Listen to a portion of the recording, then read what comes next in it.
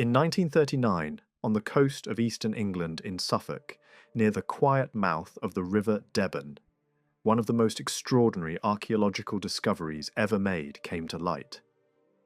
At a place known as Sutton Hoo, buried beneath the earth, lay the remains of a magnificent ship burial.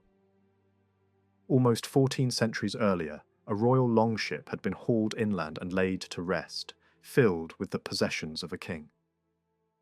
Inside were astonishing objects: finely worked gold jewellery, elegant silver tableware, ceremonial drinking horns, a harp, a war banner and weapons richly decorated with precious metals and gemstones. That such a discovery was made in England is remarkable, and today these objects can be seen in London at the British Museum. Yet the greatest mystery does not lie in the treasure itself, but in the burial. This was clearly the grave of a powerful ruler, furnished with all the symbols of kingship, and yet no human body was ever found. The ship held everything that defined a king, except the king himself. This story is not really about gold, or silver, or even the royal family of East Anglia who once owned these objects. It is about the age in which they lived. It is about the long and turbulent centuries during which the people later known as the Anglo-Saxons transformed the Roman province of Britannia into a land that would eventually bear their name: England. That transformation, however, was only one episode in a much wider drama. Across Europe, for nearly 400 years, waves of invasions, migrations, wars, and settlements swept back and forth. During this time, the old and stable order of the Roman Empire collapsed, and from its ruins the foundations of modern Europe slowly emerged. By the time the ship was buried at Sutton Hoo, the people living in England had already been there for generations. Their arrival had begun roughly 3 centuries earlier. Small groups crossed the North Sea in boats, emerging from the cold northern waters and landing on unfamiliar shores. At first they stayed near the coast, setting up temporary camps, before moving inland. Forests were cleared, scrubland was broken, and small farmsteads were carved out of the landscape. Encounters with the native population were often violent. Some newcomers were wiped out entirely. In other cases, local warriors were killed, and the remaining women and children were taken as slaves. These patterns of settlement and conflict were brutal, but they were not unique. Similar scenes would play out many centuries later on the eastern shores of North America, when European settlers arrived and pushed inland, sometimes succeeding, sometimes failing, and sometimes paying with their lives. The people arriving in Britain were known as Saxons, part of a broader Germanic world, while the native population belonged to Celtic traditions. Because Britain had been a province of the Roman Empire, these local inhabitants are often called Romano-Britons, reflecting both their native roots and their long connection to Roman rule. To understand what followed, it is necessary to step back and look at the wider picture. Europe at that time was largely inhabited by 3 broad cultural groups: the Germanic peoples, often called Teutons, the Celts, and the Romans. The Germanic and Celtic worlds were divided into many tribes, some large, some small. The Romans, by contrast, formed something very different. They were the dominant power of their age, controlling vast territories across Europe, North Africa, and parts of Western Asia. They were called Romans not because they all came from the city of Rome, but because Rome was the centre of authority. Italians, Greeks, Africans, and many others served under Roman rule, united by a political system rather than a single ethnic identity. Rome had begun as a small farming community in central Italy, but through discipline, organisation, and military strength, it expanded steadily. Over centuries, its armies conquered neighbouring lands, then distant provinces, until Roman power stretched across most of the known world. Yet even this world had limits. Much of Europe beyond the Roman frontiers remained unknown, just as large parts of North America were unknown to European settlers in the early 17th century. At the time of the Sutton Hoo burial, around the middle of the 7th century, Europe was still a patchwork of familiar regions and vast, uncertain spaces beyond. To make sense of these events, historians rely on systems of dating. Without dates, history becomes a mass of disconnected stories. In much of the world today, time is measured from the birth of Christ. Years after that event are counted forward, while earlier years are counted backward. This system spread wherever European influence reached, from the Americas to Australia and beyond. Other cultures used different starting points. The Romans counted years from the founding of Rome. Jewish tradition dates time from the creation of the world. Islamic history begins with the journey of the Prophet Muhammad from Mecca to Medina. Each system reflects what a culture considered its defining moment. The Sutton Hoo burial belongs to one of the most dramatic periods in European history, a time when old empires faded, new peoples took root, and the map of the continent was permanently reshaped. The silent ship beneath the soil stands as a reminder of that age. Powerful, uncertain, and filled with unanswered questions. The great ship burial at Sutton Hoo was placed in the ground around AD 675. This happened roughly 400 years after Germanic groups of Anglian origin had first begun arriving in Britain in small raiding parties. By that time, these same peoples had pushed back the native Briton population and had been settled across large parts of the island for more than 2 centuries. The sea routes they used across the North Sea can still be clearly traced on modern maps. This process of settlement became possible because Roman power had begun to weaken seriously in the 4th century. Between the years 300 and 400, the Roman Empire was no longer able to defend Britain effectively. In 410, the last Roman troops were withdrawn from the island. This withdrawal left the native population almost completely exposed. For more than 4 centuries, Britain had relied on the regular and disciplined armies of Rome. When that system disappeared, local society was left to fend for itself. As individuals, the Britons were brave and physically strong fighters. They were experienced in small-scale conflicts and tribal warfare. However, they lacked the political and military structures needed to unite against large, sustained threats and maintain long-term resistance. By contrast, the Angles and Saxons were generally more resilient warriors. They were willing to keep fighting despite hunger, exhaustion, and despair. Even when they appeared defeated, they often refused to give up. The Celtic Britons, on the other hand, often entered battle with great courage but tended to lose their resolve too quickly. There were times when they withdrew from fights they might have won if they had held out for just a few more hours or days. Still, for a brief period, this pattern changed. Between roughly 480 and 530, the tribes of Britain temporarily united around a common cause. At the centre of this unity was not a king, but an exceptional military leader. A Romano-British aristocrat named Artorius brought together the scattered tribes through personal authority and leadership. In the Celtic world, he became known as Arthur, remembered as Arthur Amharadra, Arthur the Emperor. He halted the Saxon and Angle advance and even pushed it back for a time. He achieved this without Roman support.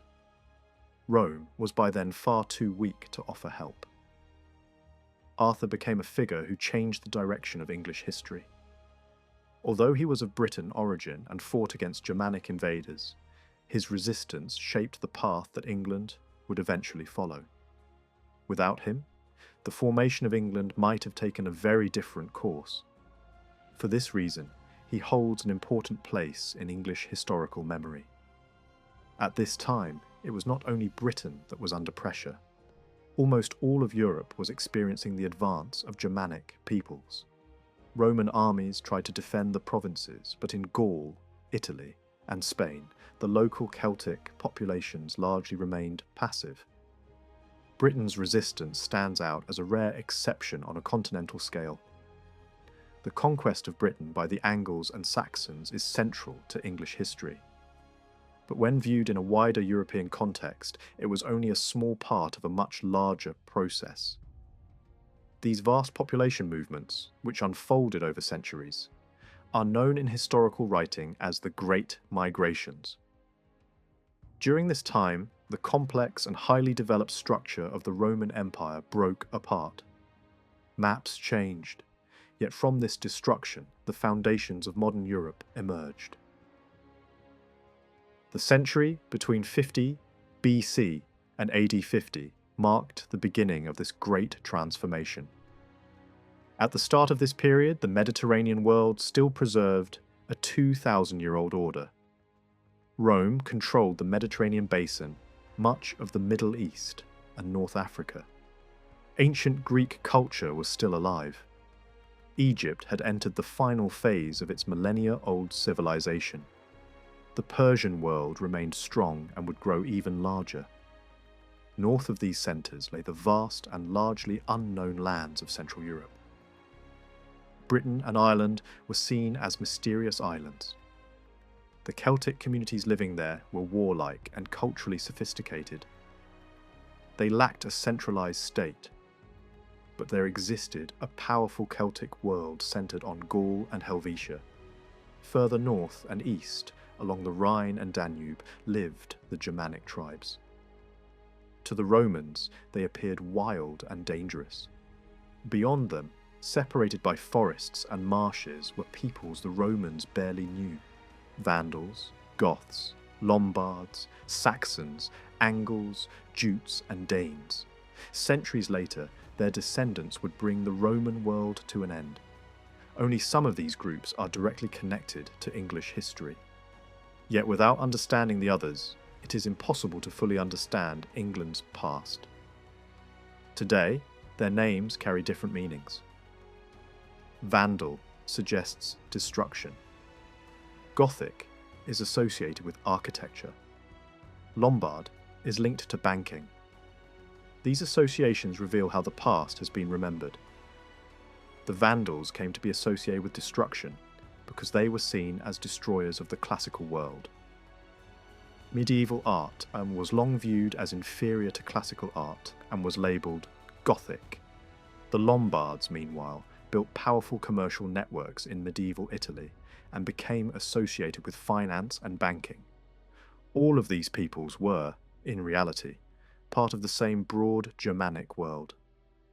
They can generally be divided into two main groups: continental Germanic peoples and Scandinavians. Over time, the Scandinavians became more organised, more influential, and more enduring. The Saxons stood between these two worlds and developed a distinct identity of their own. Historians classify these eras to make sense of the complexity. Terms such as the Roman period, the Migration period, the Viking Age, and the Middle Ages help structure our understanding.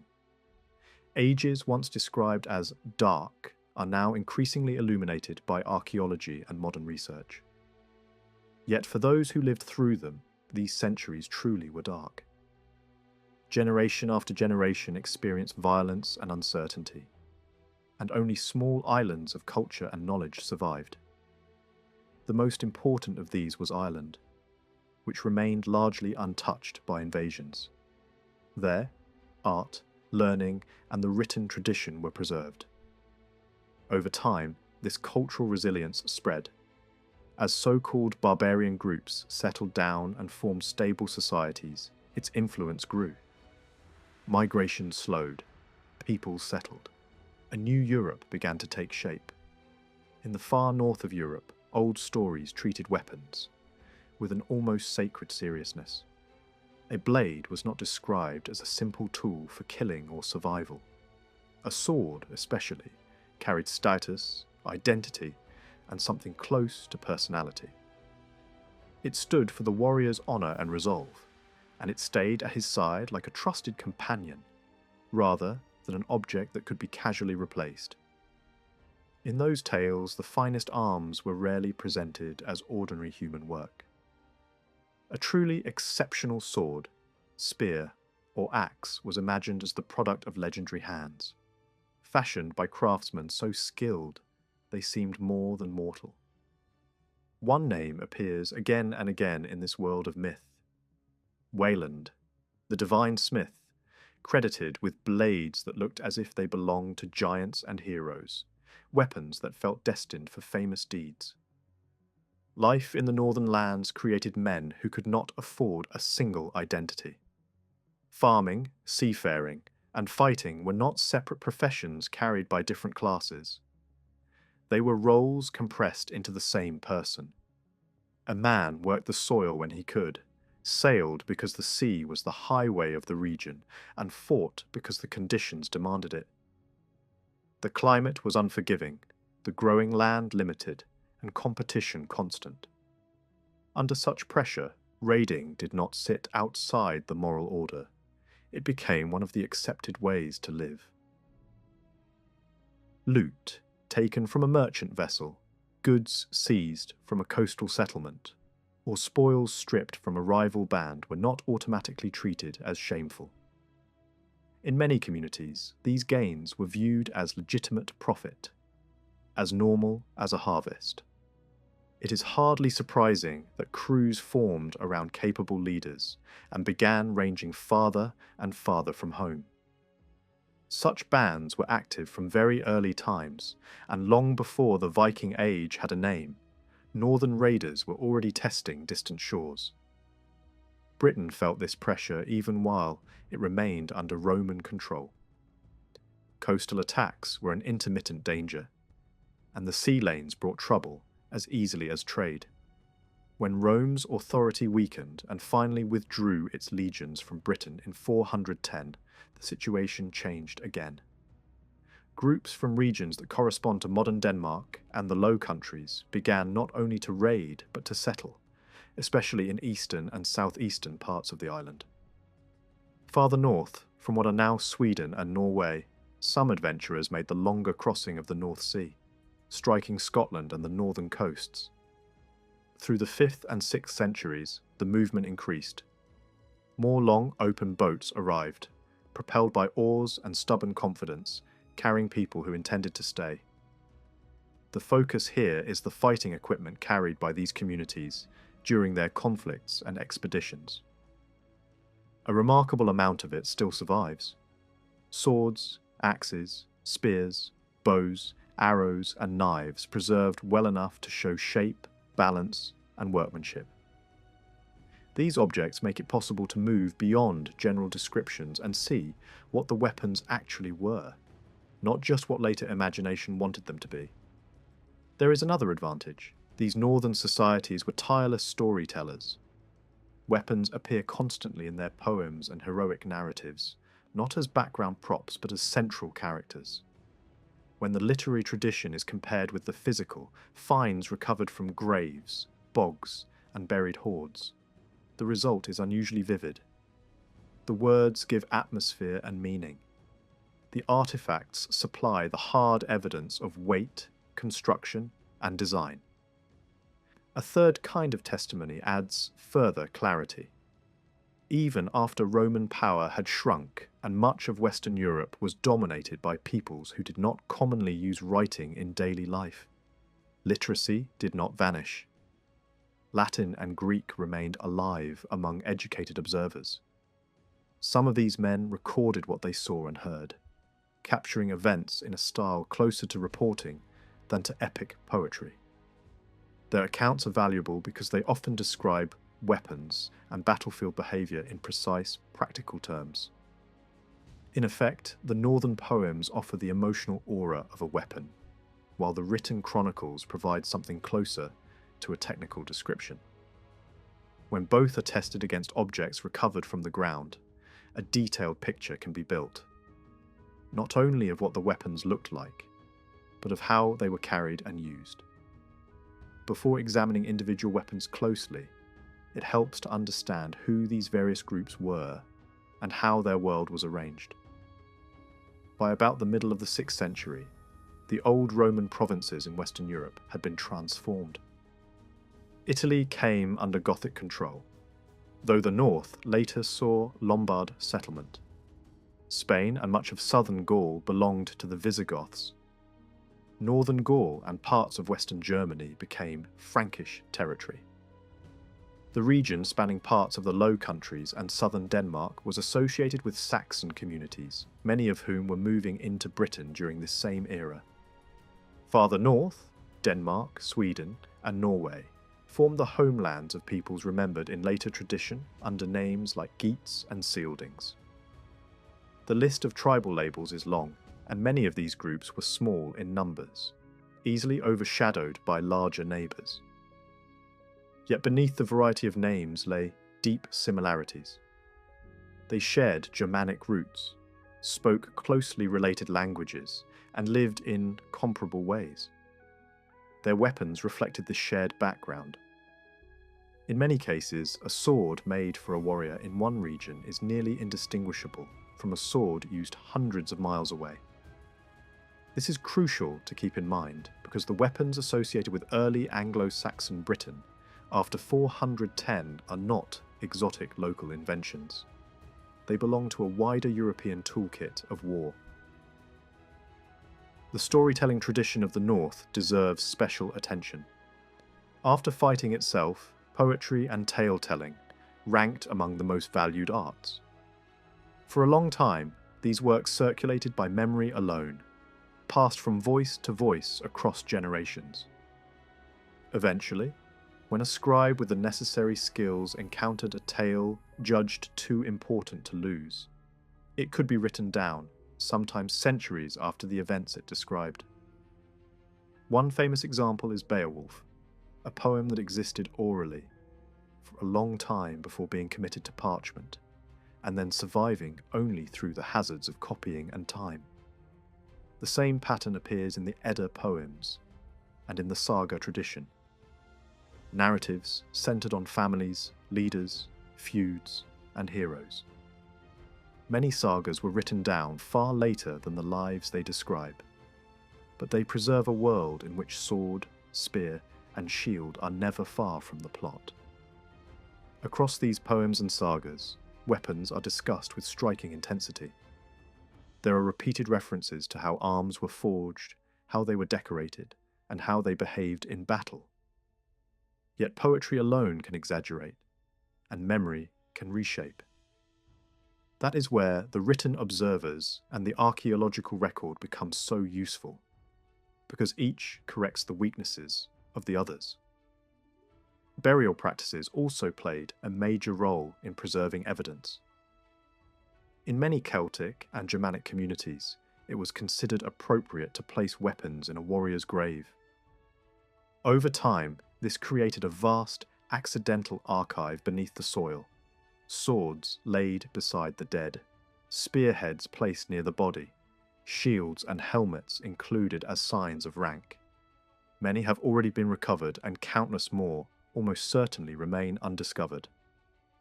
An even more dramatic custom produced deposits that archaeologists value greatly. Some communities did not simply keep captured weapons as private property. After battle, they sometimes destroyed or killed the arms and then offered them, placing them in rivers or lakes as if returning power to the other world. Ancient writers describe this behaviour. Spoils gathered into ritual piles, wealth and equipment deliberately ruined, valuables cast into water, gear broken or bent so it could not be reused.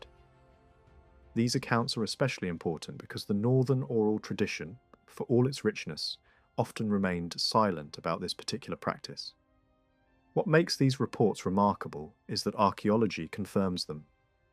In Denmark, a series of weapon deposits was found and excavated, spanning centuries from roughly the 1st century through the mid-5th century.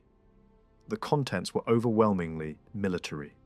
Weapons, armour, shields, fittings, buckles, belts, and decorated items that once belonged to organised fighting men. many objects had clearly been forced out of shape, broken, or cut, matching the idea of deliberate destruction before offering. The preservation of these deposits can seem almost unreal. They were originally placed in shallow waters, and some items that might have floated were weighed down or fixed into the mud. Over the centuries, peat formed, and the waters turned into bogs. Peat has chemical qualities that can preserve wood and iron far better than ordinary soil, and as a result, weapons emerged in astonishing condition. In some cases, even textiles survived, as if time had been slowed in the dark, wet ground. This combination of sources is what brings the early medieval weapons into focus. The poems that give them meaning, the chronicles that describe them plainly, and the objects themselves that show the truth of construction and wear. Once those three lines of evidence converge, the weapons stop being museum curiosities and become real working tools of a harsh world. A famous poetic scene can show how this works. In Beowulf, a company of warriors arrives at a king's hall. The language dwells on the gleam of helmets, the disciplined march, the stacked spears, the solid shields set against a wall, and the sound of male shirts as men sit down. To a modern listener, it sounds like pure drama and symbolism. Yet archaeology steps in and explains why the poem chooses certain images. One striking motif is the boar. Northern Europeans associated the boar with protection, and the animal appears as a watchful figure on helmets in art and story. That is not mere decoration. Real helmets exist that confirm the idea. Elite headgear with boar imagery, cheek guards, and richly worked surfaces. The most famous example comes from Sutton Hoo, and similar royal burials in Sweden have produced related pieces. These were not everyday items for common soldiers. They were costly, rare, and strongly tied to status. Surviving helmets of this type share certain features. They are built around a rounded iron cap shaped to the head, reinforced by a ridge that runs along the crown.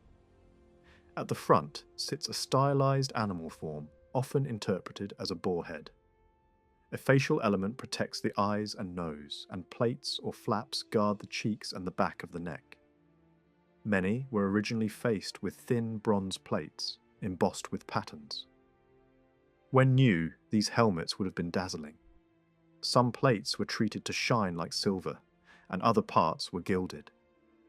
In the richest examples, garnets were set into the decoration so that the face seemed to glitter with red points of light.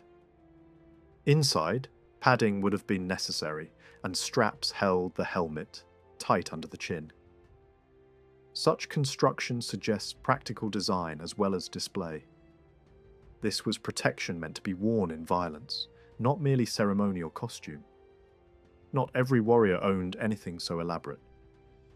Most wore simpler helmets, sometimes iron, sometimes hardened leather, often plain and functional. Some took a cap-like form, others had wider brims like a hat. These shapes are supported by the small number of contemporary images and by finds from graves across Europe.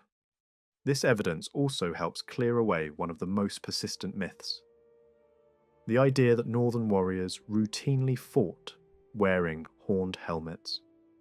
Popular art has repeated the image for so long that it feels true, yet it collapses under scrutiny. Horned helmets do exist, but they belong to different contexts. Some are much older ceremonial headpieces made of thin bronze, too fragile for combat. Others are prestigious Celtic pieces from around the late Iron Age, likely linked to leaders rather than ordinary fighters. When horns appear in early medieval imagery, they tend to be associated with gods, ritual figures, or priests, not frontline fighters. Practical combat makes horns an obvious liability. Anything projecting from a helmet offers an opponent a handle, and even a glancing blow could twist the helmet violently or cause injury. Sensible equipment in a melee is compact, not theatrical. The poem's next important detail is body armour. Beowulf describes mail shirts, iron rings linked into a flexible mesh. These garments were the standard protection of many 7th century warriors. Mail is often misnamed in modern speech, but the concept is simple. Thousands of rings joined, so that each ring supports the next, creating a dense web that resists cuts, while still moving with the body. Making such armour demanded patience and skill. Rings began as wire, wound into coils, cut into open circles, then closed and secured. In many historical examples, rings were riveted. Each ring end flattened, pierced, and pinned together with a tiny rivet. The shirt grew row by row like a textile garment, widening and narrowing according to the shape needed. Done well, it produced a protective layer that could drape like cloth, yet absorb the shock of blades. Mail had one major drawback: weight. A typical short shirt hanging to the hips, with sleeves to the elbow, could weigh around 9 kilograms or more.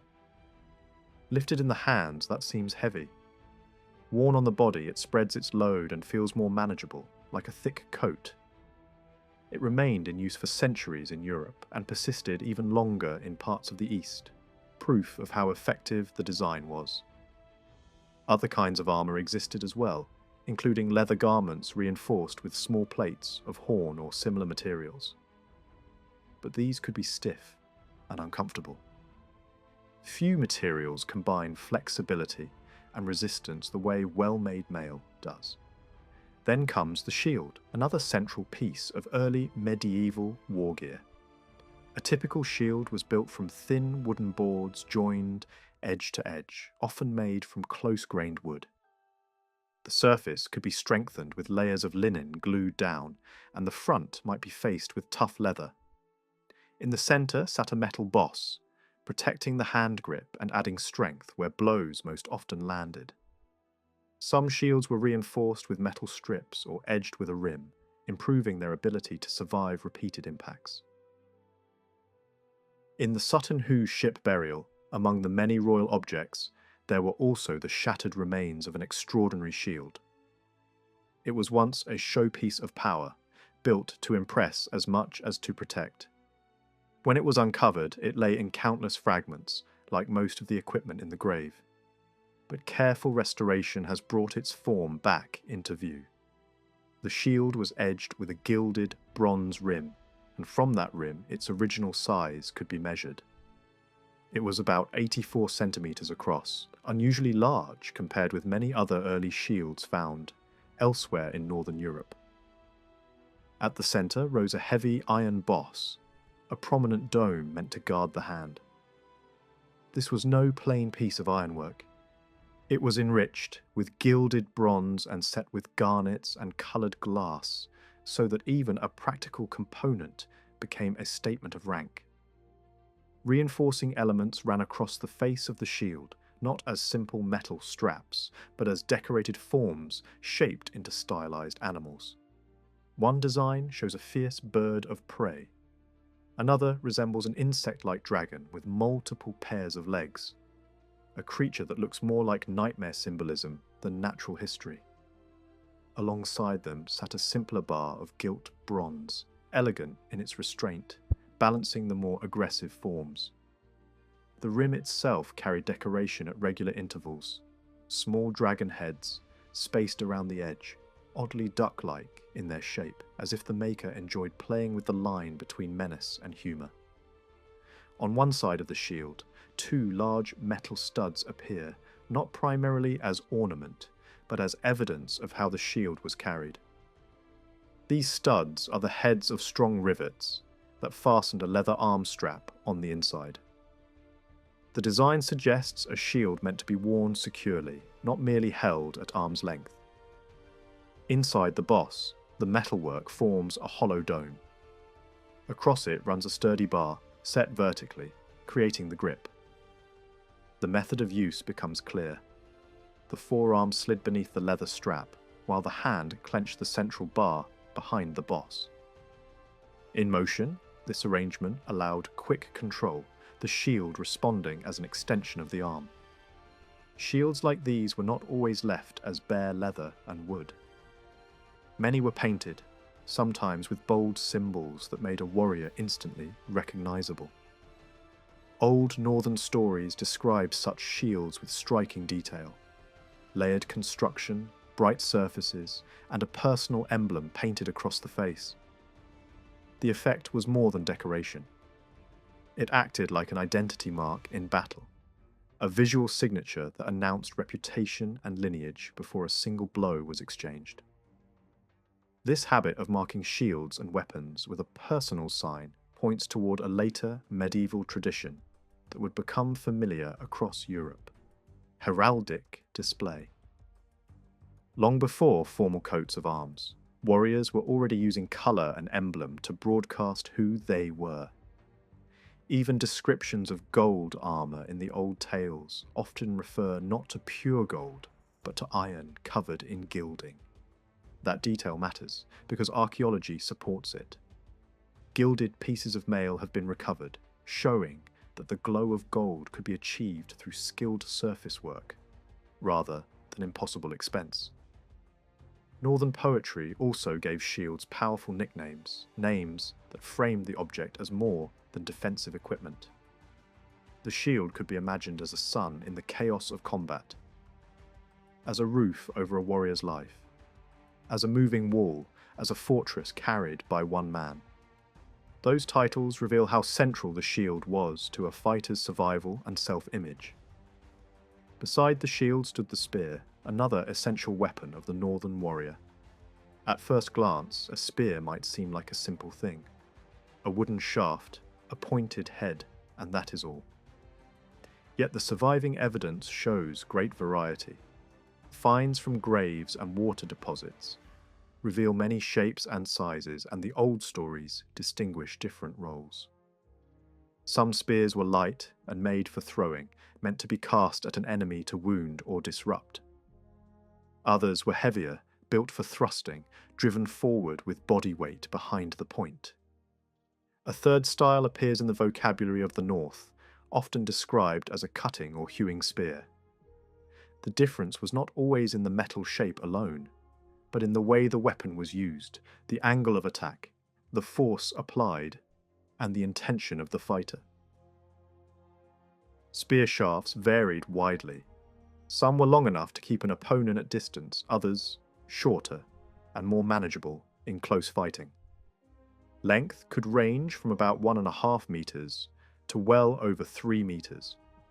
Such choices likely depended on personal preference, local style, and the kind of combat expected. Even the language around spears shows how seriously they were taken. Poetic nicknames compared them to serpents and dragons, to creatures that hissed through the air and found flesh between rings of armour. A warrior, however, did not walk into battle equipped only with helmet, mail, shield, and spear. Armour made of metal rings is uncomfortable against bare skin, and fighting barefoot on rough ground would be a misery. Under the mail shirt, a fighter would wear a thick tunic, often wool, sometimes hide if it could be managed. Beneath that, a lighter inner layer would soften the contact and reduce chafing. Mail could turn a blade or resist a cut, yet its flexibility meant it could not fully absorb impact. A heavy strike might not slice through, but it could bruise badly, or even crack bone unless the layers beneath helped to spread the shock. Northern warriors typically wore loose trousers. Between knee and ankle, the fabric could be bound with thongs, tightening the fit and keeping it from snagging. Some surviving clothing suggests that socks were sometimes sewn directly to the legs of the trousers, creating an all-in-one garment. Other fighters likely used separate socks, depending on habit and comfort. Footwear was usually leather, shaped more like a sturdy slipper than a rigid shoe. Fragments survive, and images in later manuscripts and carvings show similar forms again and again.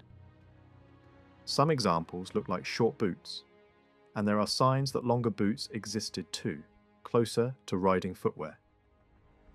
This was the practical base layer of a warrior's dress, worn under armour and adapted to the weather. A cloak was part of ordinary life, but not something to fight in. In the same way, a hat might be worn while travelling, while the helmet would be carried until battle demanded it. Across much of the northern world, fighting was usually done on foot. Horses were valuable for travel and for moving between places, but many groups preferred to dismount when combat began. That pattern was not universal, however. Some related peoples followed a different path, shaped by geography and contact with other cultures. During the first centuries of this era, groups such as the Goths, Burgundians, and Longobards moved south and east into the wide grasslands beyond the old Roman frontiers, into regions long associated with steppe life. In those open landscapes, nomadic societies had relied on horses for centuries. Riding was not limited to warriors. Women and children rode too, because mobility was survival. These steppe peoples bred tough ponies that could endure harsh conditions, small but resilient animals built for distance. Earlier inhabitants of these grasslands, often described as Scythians, were famous for mounted archery. Their style of war depended on speed, movement, and accuracy from the saddle. Later, around the last centuries before the Common Era, new groups arrived from farther east, often identified as Sarmatians. They rode larger horses and fought in a heavier style, using armour, long swords, and long lances. Over time, they displaced earlier powers and settled into the same grazing lands. Then the Goths arrived in their turn, first as raiders and later as settlers, following a pattern already seen elsewhere in Europe. Over time, they either merged with local steppe peoples or overcame them. In either case, they adopted the mounted methods of war and refined them. By the late 4th century, this transformation was visible on the battlefield.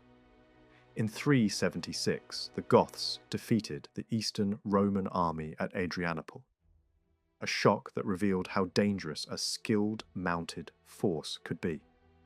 When these Gothic groups later pushed into Italy, Spain, and parts of Gaul, they did so as horse warriors.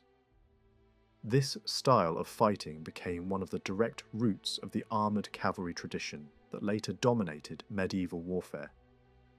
The mounted warrior, protected by armour and using lance and sword, was no longer a temporary adaptation. It became a model. The Burgundians and Longobards, closely related to the Goths, were part of the same broad movement out of the Baltic world, toward the south. In Western Europe, the Burgundians settled along major river valleys, while the Longobards established themselves in northern Italy, a region that would eventually carry their name in a shortened form. The centuries from about 400 to 750 left behind an impressive number of swords.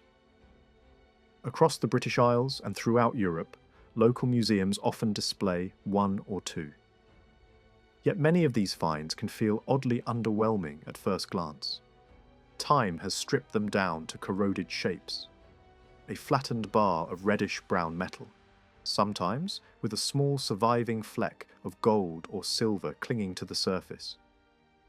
In that condition, an early medieval sword can look as far removed from the proud, gleaming weapon of legend as a crushed car frame in a scrapyard is from the machine that once turned heads on the road.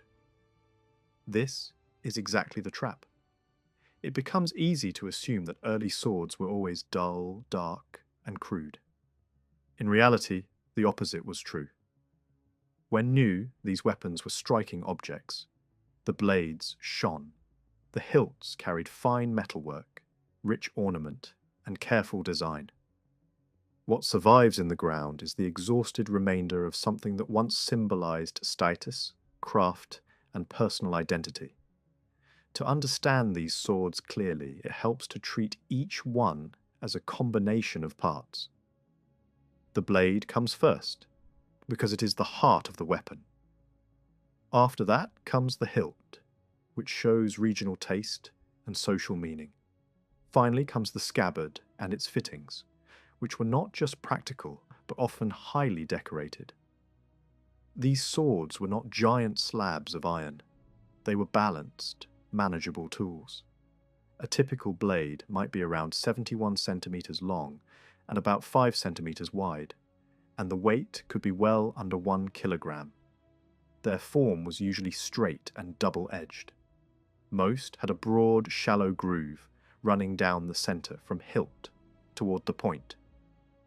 This groove existed for engineering reasons. It reduced weight while helping the blade stay stiff.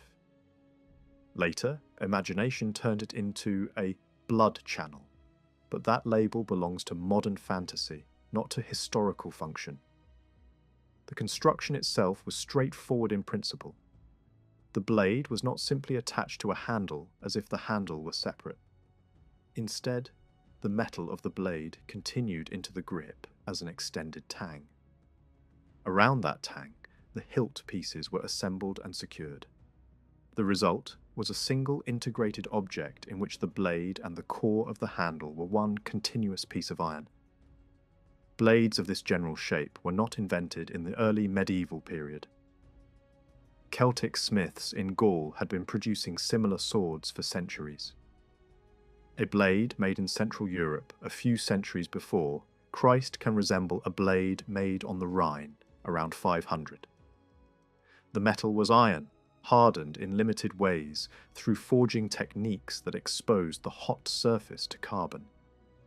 The result was a partially carburized iron. It could take a sharp edge, but it did not behave like modern steel. Edges could dull quickly, and even good blades could bend in hard fighting. Stories and poems sometimes describe a warrior stepping on his sword to straighten it in the middle of battle, and while the image sounds dramatic, the problem it describes was real. Because the sword mattered so much, smiths experimented constantly. In the old stories, blade makers are described as figures with almost supernatural authority, men whose craft seemed like magic. Tales claim that red-hot blades were quenched in oil, honey, strange liquids, or water from particular sources, as if the right substance could force iron into a better form. One famous story describes a master smith who was not satisfied with a blade, so he filed it down into shavings, mixed the filings into food, fed them to birds, burned the droppings, recovered what remained, and forged again. The story repeats the cycle more than once, emphasizing patience, obsession, and skill. Beneath the legend is a practical idea. Repeated processing could reduce impurities and improve the metal's consistency. At some point around the early centuries of the Christian era, a more reliable solution appeared. The method is known today as pattern welding. It did not require mythical ingredients. It required technique. In this approach, the core of the blade was built from multiple rods of good iron that had been carburized to a useful degree. These rods were twisted, paired, and welded together side by side. Twisting and welding helped distribute the harder, carbon-rich surface of the rods through the core. Then strips intended for the cutting edges were welded onto each side of this core. The combined billet was forged longer than needed, then shaped and ground down until it became a finished blade. This produced a weapon with a strong balance of toughness and flexibility. It could withstand impact without snapping too easily, and the edges could be made very sharp. The final step added something that mattered deeply to the people who owned these swords: appearance. The surface could be polished and then treated with mild acids or corrosive liquids. That etching made the internal structure visible on the surface. The twisted rods revealed themselves as flowing patterns, often compared to the markings on a snake's back. In the central groove, light and dark bands appeared where different parts of the iron reacted differently. The blade did not merely function well, it looked alive. Pattern welding could produce many styles. Some blades showed simple herringbone effects. Others carried multiple patterns combined across a single weapon, creating complex visual rhythms. Different treatments could also tint the surface subtly, producing warm browns, pale yellows, or bluish tones. In motion, under sunlight or torchlight, such patterns must have been hypnotic. These blades were valued as near priceless objects. They were not only effective in a fight, but visually impressive. And that mattered in a culture where reputation was public and status was performed. Even elite written observers noticed. One late Roman-era description praises swords, sent as gifts, emphasizing not the gold decoration but the quality of the iron and the clarity of the polish. The writer describes blades so reflective that faces could be seen on them. Edges so even they seemed formed by heat rather than shaped by files, and a central area patterned like tiny snakes, as if the metal itself carried shifting colours. In that kind of language, a Roman might invoke Vulcan, the divine smith. A Germanic listener would have understood the same praise as belonging to Wieland. That description also hints at the finishing process. Polishing, burnishing, and the use of a fine abrasive powder. The exact material is uncertain, but the text suggests a prized polishing compound associated with a particular region.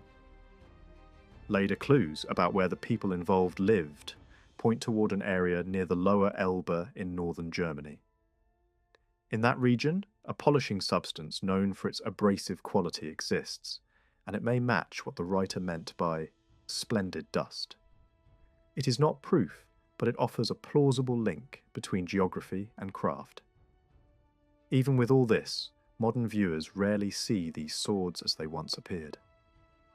Corrosion often destroys the softer parts of the metal, sometimes making patterns stand out sharply, sometimes hiding them completely beneath a dark chemical crust formed in soil or mud. Some blades corroded inside their scabbards until wood, leather, and iron fused into one solid mass. In such cases, X-rays can sometimes reveal the hidden patterns, but they cannot restore the original glow, colour, and mirror-like finish that ancient observers admired. Modern analysis has done much to recover the story. Many early blades have been X-rayed, chemically examined, and studied under microscopes. A few have been cut to reveal internal structure. From these studies, smiths and researchers have reconstructed the old methods and reproduced pattern-welded blades in modern times. A newly made example, created through careful experimental work, shows how bright and intricate such a weapon can be when it is not dulled by centuries underground. Not every blade from this period used pattern welding. Many were simpler, made from iron with uneven carbon distribution. Such blades could be tough in places and soft in others, creating weapons that bent more easily. Old stories even mention fine hilts paired with disappointing blades that would not bite into armour, forcing the fighter to pause and straighten the sword repeatedly.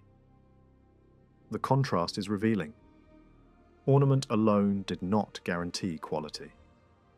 Pattern welding continued into the 8th century, but by then smiths had developed better steel-making methods. Once harder, more consistent steel became achievable. The elaborate twisting and welding techniques became less necessary. Even so, older blades remained treasured heirlooms for centuries. There are later swords, mounted with newer guards and grips, that still carry an ancient blade reused long after it was forged.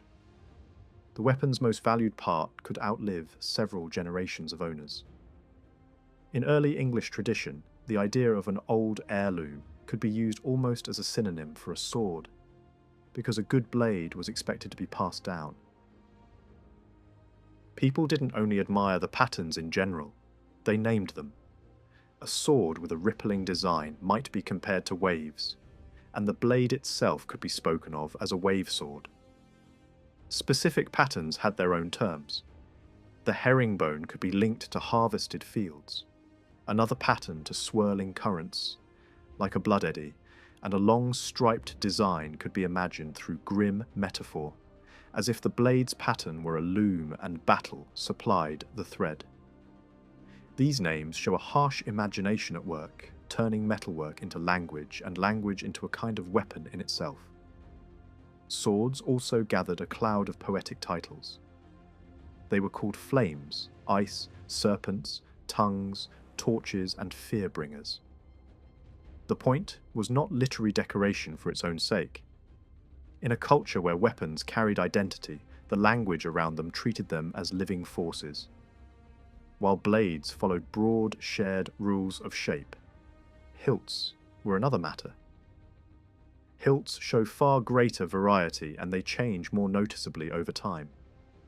They also offer clues about local style, because blades often came from a limited number of production centres and travelled widely, while hilts were usually made and fitted locally. A blade might be forged in one region, shipped far away, and then mounted in a hilt, reflecting the tastes of the place where it was finally owned. This means a sword found in one country might carry a hilt style associated with another, either through trade, gifting, raids, inheritance, or simple travel. Finished swords moved constantly. They passed from hand to hand as diplomatic gifts, family treasures, or trophies taken in battle. A weapon found in Spain could have arrived through many possible paths. Its owner might have died there, lost it, traded it, or had it taken from him. The ground preserves the last chapter, not the whole journey. That is why researchers often judge origin by patterns of distribution. If a particular hilt type appears most frequently in one region, that region is treated as the likely source, even if examples turn up elsewhere. Dating hilt types is possible in broad terms because some are found in graves with known time ranges, and others appear in famous weapon deposits that span specific centuries. Across the long span from the 2nd century into the 7th, a small number of major hilt families appear again and again, each with variations. They overlap, because swords often remained in use for a very long time. A hilt style that first appears around 150 might still be found, centuries later, either because older weapons stayed in service or because conservative styles continued. For clarity, a sword hilt can be described as having 4 main elements: a pommel at the top, an upper guard below it, the grip in the middle, and a lower guard closer to the blade. Later, medieval swords emphasize a cross guard and a pommel, but earlier forms often used both upper and lower guards as distinct parts. One early style is simple and sturdy. The lower guard is short and thick, the grip shaped with ridges for the fingers, the upper guard similar but slightly smaller, and the pommel a small flattened piece whose job is largely structural. Many examples used organic materials such as wood, horn, or ivory-like substances, sometimes plated with silver or bronze. A particularly fine silver-covered example was preserved in a bog deposit, where the metal plating protected the shape even as the blade itself rusted away. Another type appears in elite graves and royal contexts, with jewelled decoration that echoes the richness seen at Sutton Hoo. Some of these swords survive with fittings missing, likely because parts of the guards were made from organic materials that decayed in the soil. Stories sometimes describe weapons with grips covered in gold and guards made from tusk material, hinting at what such swords could look like when complete. A third hilt style seems strongly associated with Denmark and can appear awkward in outline while still fitting the hand well.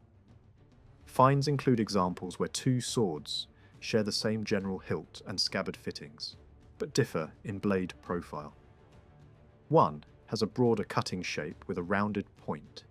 The other tapers more sharply, suggesting slightly different intentions in use. Poetic vocabulary also hints that people recognized categories of sword. One term associated with the broader cutting blade, another used for a more sharply pointed weapon. By the later part of this era, a fourth major style becomes widespread across Europe and dominates many of the swords buried in early English graves. In this design, the pommel becomes more prominent, often taking a distinct shape above the upper guard. The construction grows more complex. Guards are built as layered pieces, with a central core of organic material sandwiched between metal plates, held together by rivets, whose rounded heads become part of the visual design. Many were made in silver or gold, or in bronze covered with gilding. Garnet inlays set into small compartments of gold appear repeatedly, producing a glittering surface that caught light even in dim interiors. Some swords of this later style show a curious addition: a ring attached near the pommel. For a long time it was assumed that this ring was used for a cord that prevented the sword from being drawn quickly, a kind of safety tie. Yet such cords have left no clear trace, and only a minority of swords have rings. Some rings are so small or so solid that they could not have carried a cord at all. Another interpretation treated ring swords as symbols of kingship. Since rings were culturally important and leaders were often praised as ring givers, men who rewarded loyalty and sealed oaths. Closer study complicates that idea. Many ring swords come from ordinary graves rather than royal ones, and many royal burials contain swords without rings. Evidence also suggests that some ringless swords once had rings that were later removed, leaving wear marks on the pommel where the metal had rubbed for a long time. That points toward a different meaning.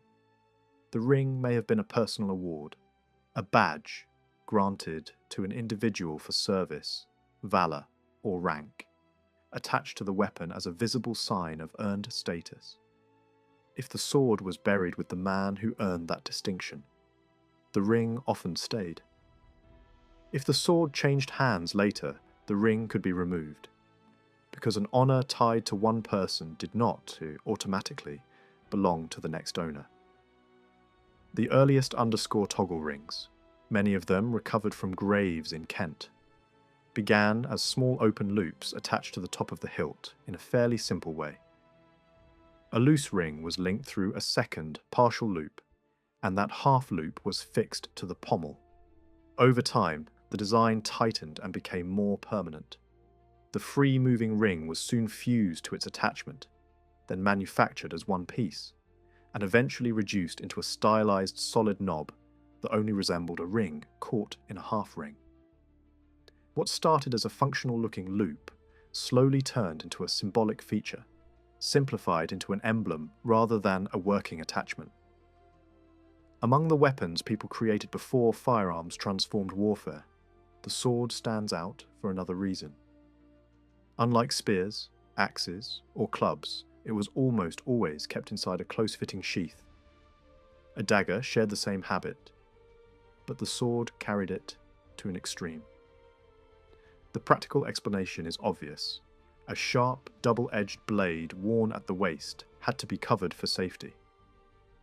Yet the intensity of that protection suggests something more than practicality. From its first appearance in the Bronze Age onward, the sword was treated as a sign of authority. It represented leadership, status, and the right to command.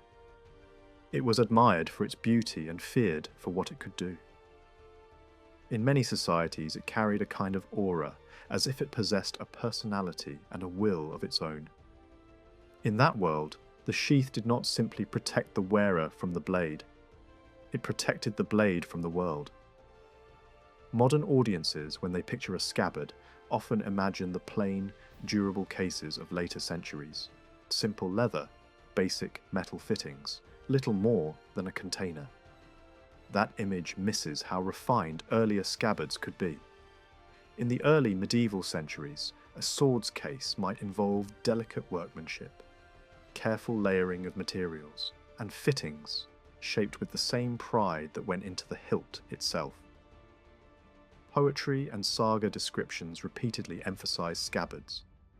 and archaeology confirms why.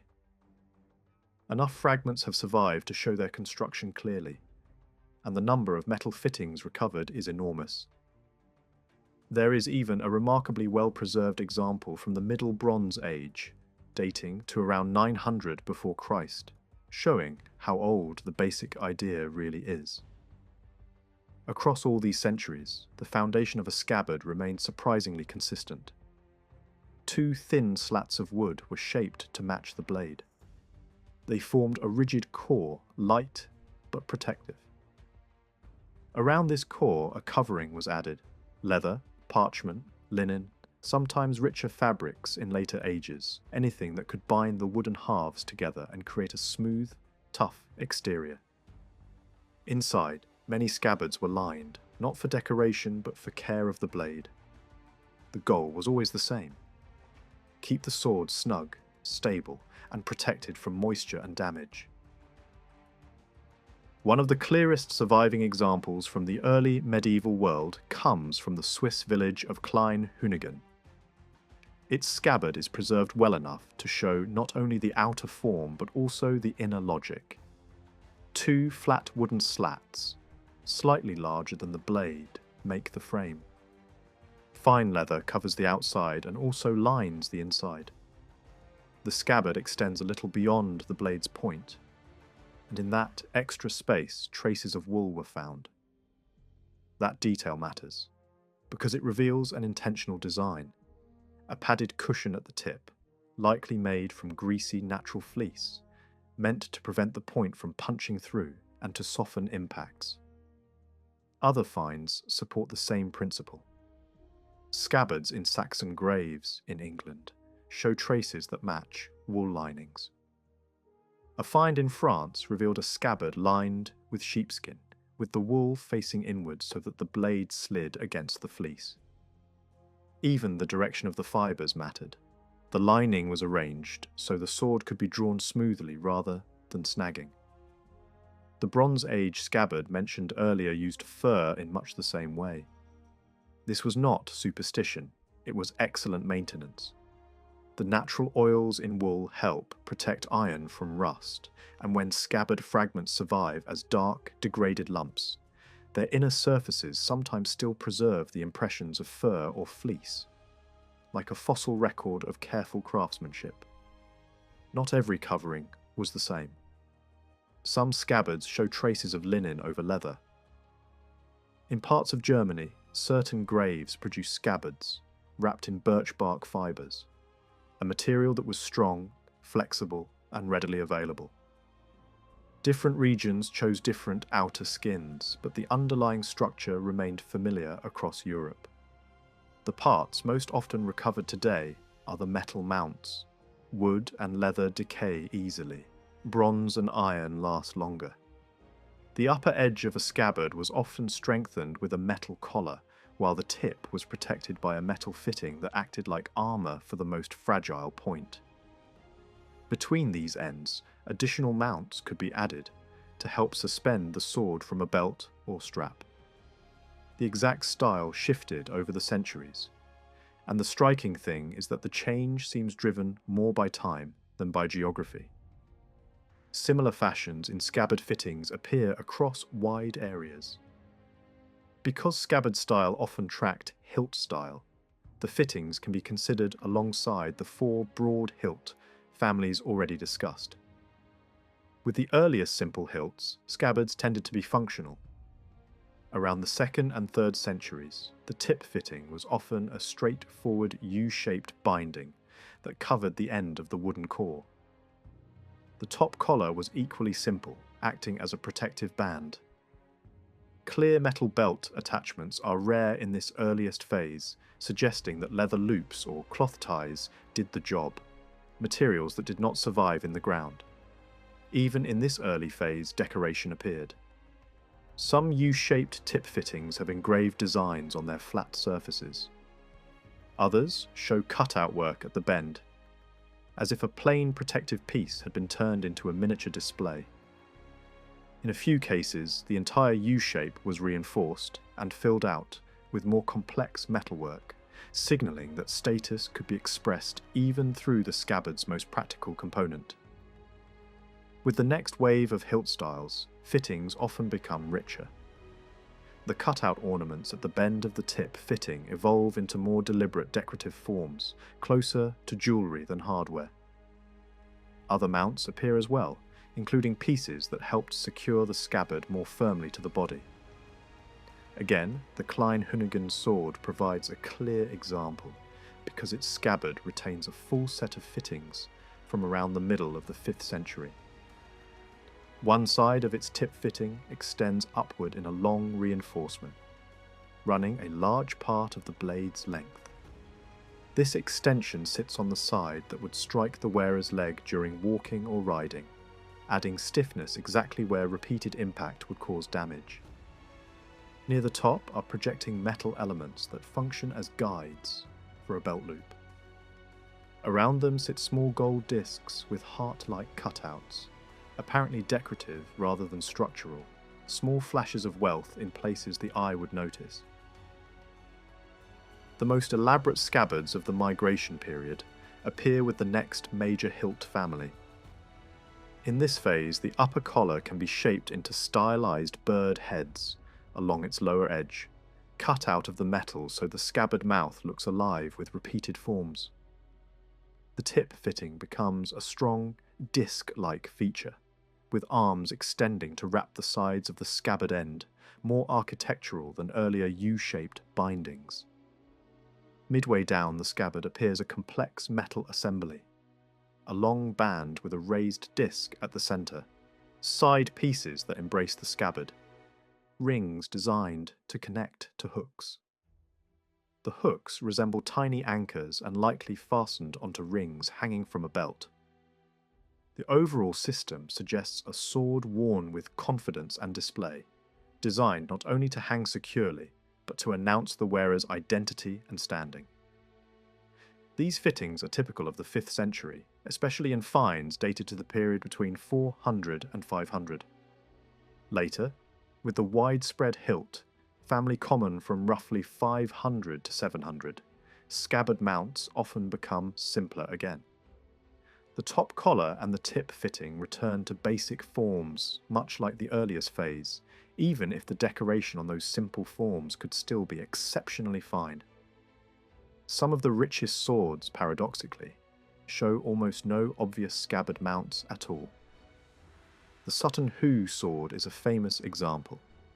It appears to have lacked the usual metal collar and tip fitting, and instead carried only 2 jewelled buttons near the top on the outer side. Their exact function is still uncertain.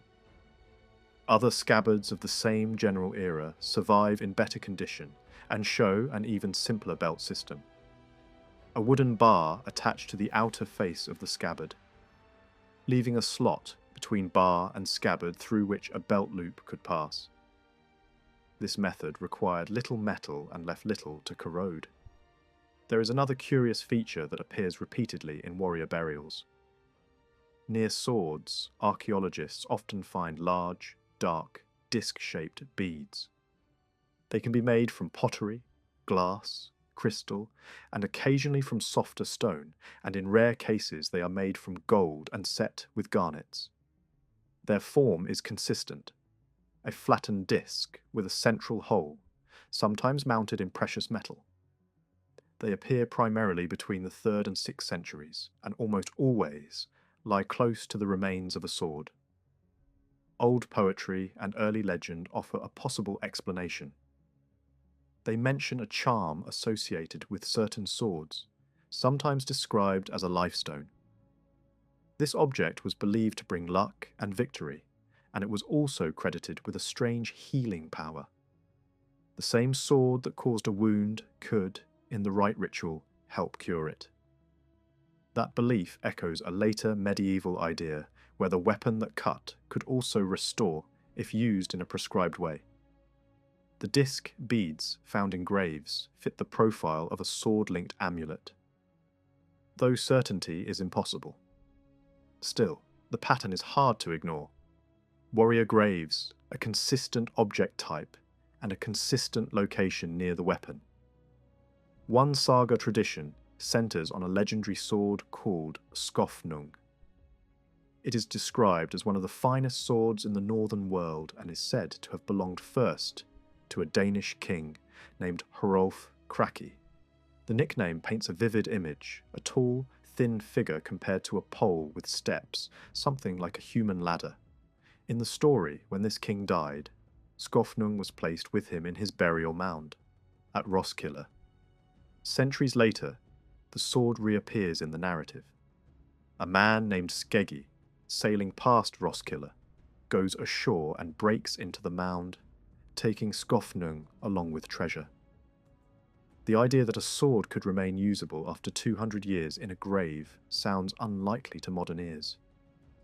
But the detail matches what is known about certain high-status burials. Many were not simple pits filled with wet earth. Some were carefully built chambers of timber or stone, designed to stay dry for a long time. The Sutton Hoo ship, for example, contained a strong wooden chamber.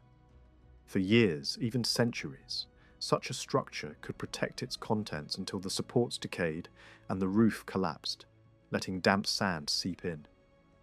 Under those earlier, drier conditions, a sword sealed, greased, and wrapped could remain in far better condition than an object buried directly in soil.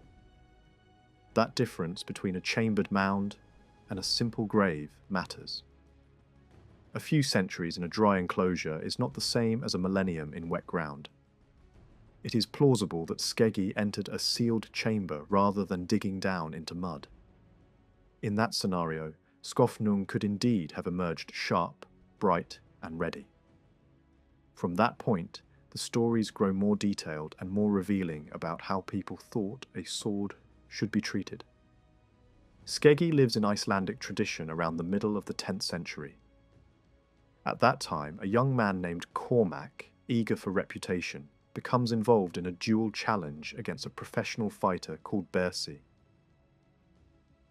The tales describe Bersi as someone who duels constantly, the kind of man known by the habit itself. Cormac, preparing to face him, becomes concerned because Bersi carries a weapon believed to have its own protective charm. Cormac wants an equal advantage, and the search for it leads him to Skeggi and to Skofnung. Skeggi is reluctant. The refusal is not just stinginess. The story frames the sword as having temperament, as if it is a difficult companion rather than a neutral tool. Skeggi tells Cormac that their natures do not match. The sword is described as steady and slow to anger, while Cormac is impatient and reckless. The implication is that a weapon like Skofnung demands discipline and respect. A careless owner will bring out its worst side.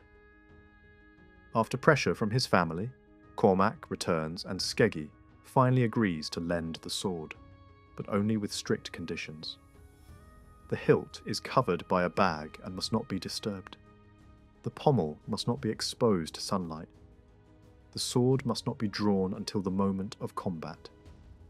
It must never be drawn in front of a woman. When arriving at the duel ground, the borrower must step aside alone.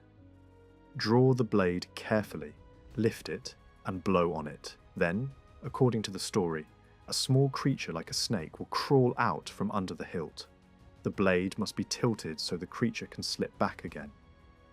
Only then will the sword's luck remain intact. Cormac laughs. The instructions sound like superstition or theatrics, and he treats them as such. Back home, curiosity takes over. He tries to draw the sword to show it, and it refuses to slide free. He tears off the bag, plants his foot against the guard, and yanks hard. The sword is said to cry out, as if humiliated, and still resists. When the duel day arrives, both men ride to the site with their supporters. Cormac arrives first, and tries to follow at least part of the instruction by moving aside. Yet impatience ruins the ritual again. The bag comes off clumsily, sunlight touches the pommel, and the blade refuses to move until he forces it with his foot. The small snake appears, but the handling is wrong, and the sword's luck is described as shifting. The blade comes free with a groan, no longer an obedient extension of its owner, but a reluctant force, as if the weapon itself has registered disrespect. Someone encountering the story of Skofnung for the first time, without knowing what early blades actually looked like, might dismiss the little snake detail as pure fantasy. Yet in the case of a pattern-welded sword, the image is not as absurd as it sounds. A blade made with twisted iron cores often shows flowing, repeating lines down its central section. In good condition, those lines can resemble the markings on a serpent's back. Add one simple action and the effect becomes stronger. Breathe on the cold metal. Warm breath turns into a thin film of mist, and as that mist moves across the surface, the patterns seem to shift and ripple. To someone living in a world where objects were believed to carry luck, character, and fate, it would not take much imagination to describe that movement as something alive. Skofnung is described as if it has a temperament, and the saga surrounds it too with strict rules. That is not unusual. Many early medieval swords were treated as more than tools. They were bound up with ideas of honour, identity, and danger, and they were expected to be handled in the proper way. The Skofnung story simply records these taboos in unusually full detail. The same kind of thinking appears elsewhere too, in countless lines of poetry that describe swords as if they have voices. Blades are said to sing as they come free, or groan, or even howl. On the surface, this sounds like poetic exaggeration. But there is a physical reality behind it. A well-made sword can ring when it moves. If the iron is sound and the blade sits firmly in the hilt, it can produce a clear resonance. Even when drawn from a soft lining, the metal may give off a faint, bell-like tone. Sometimes that sound is described as a ring, sometimes as a groan, sometimes as a warning voice. If the point lightly taps the reinforced edge of the scabbard mouth as it clears, the sound becomes sharper and easier to hear. It is not difficult to imagine how such a noise, repeated again and again across generations, became part of the language of legend. The sword does not literally speak, but it can still be heard, and in a culture that listened for signs, sound carried meaning. Skofnung's story does not end with Skeggi. It appears again in the early 11th century, now in the hands of Ead, Skeggi's son, who by then is portrayed as an old man. Once again the sword is lent out, this time to a friend named Thorkel Eyjolfsson. The reason is revenge. An outlaw called Grim has killed Eid's son, and Thorkel sets out to hunt him down. Skofnung is borrowed for the killing, yet the story takes an unexpected turn. Thorkel meets Grim, fights him, and wounds him, but instead of finishing the job, he begins to respect him. The saga presents this shift almost casually, as if admiration in combat can reverse an intended death sentence. At that point, another feature of the sword tradition is introduced. The charm linked to Skofnung. The wound is treated not with herbs or stitching, but with the sword's amulet. Thorkel takes the life stone associated with the weapon, rubs it on the injury, and binds it to Grim's arm. The effect is immediate. The swelling and sharp pain are said to fade at once. In the logic of the saga, the same power that makes a blade deadly can also make it healing, if handled correctly. As a result, Ead's revenge fails. The killer survives, and Skofnung does not return to its owner either, because Thorkel keeps it. Later, fate intervenes in a different way. Thorkel is shipwrecked off Iceland. Afterward, a piece of timber from the wreck is washed ashore, and Skofnung is found stuck into it. Someone recognizes the sword and takes it to Thorkel's son, Gelle. The small island where it washed up takes the name Skofnungsey, and the name remains, marking the place where a famous weapon returned from the sea. That detail matters. It shows how rare truly fine swords were, and how strongly people believed certain blades were recognizable, even at a distance, even without an owner standing beside them to explain. When Gellir grows old, the story moves toward the closing years of the Viking world.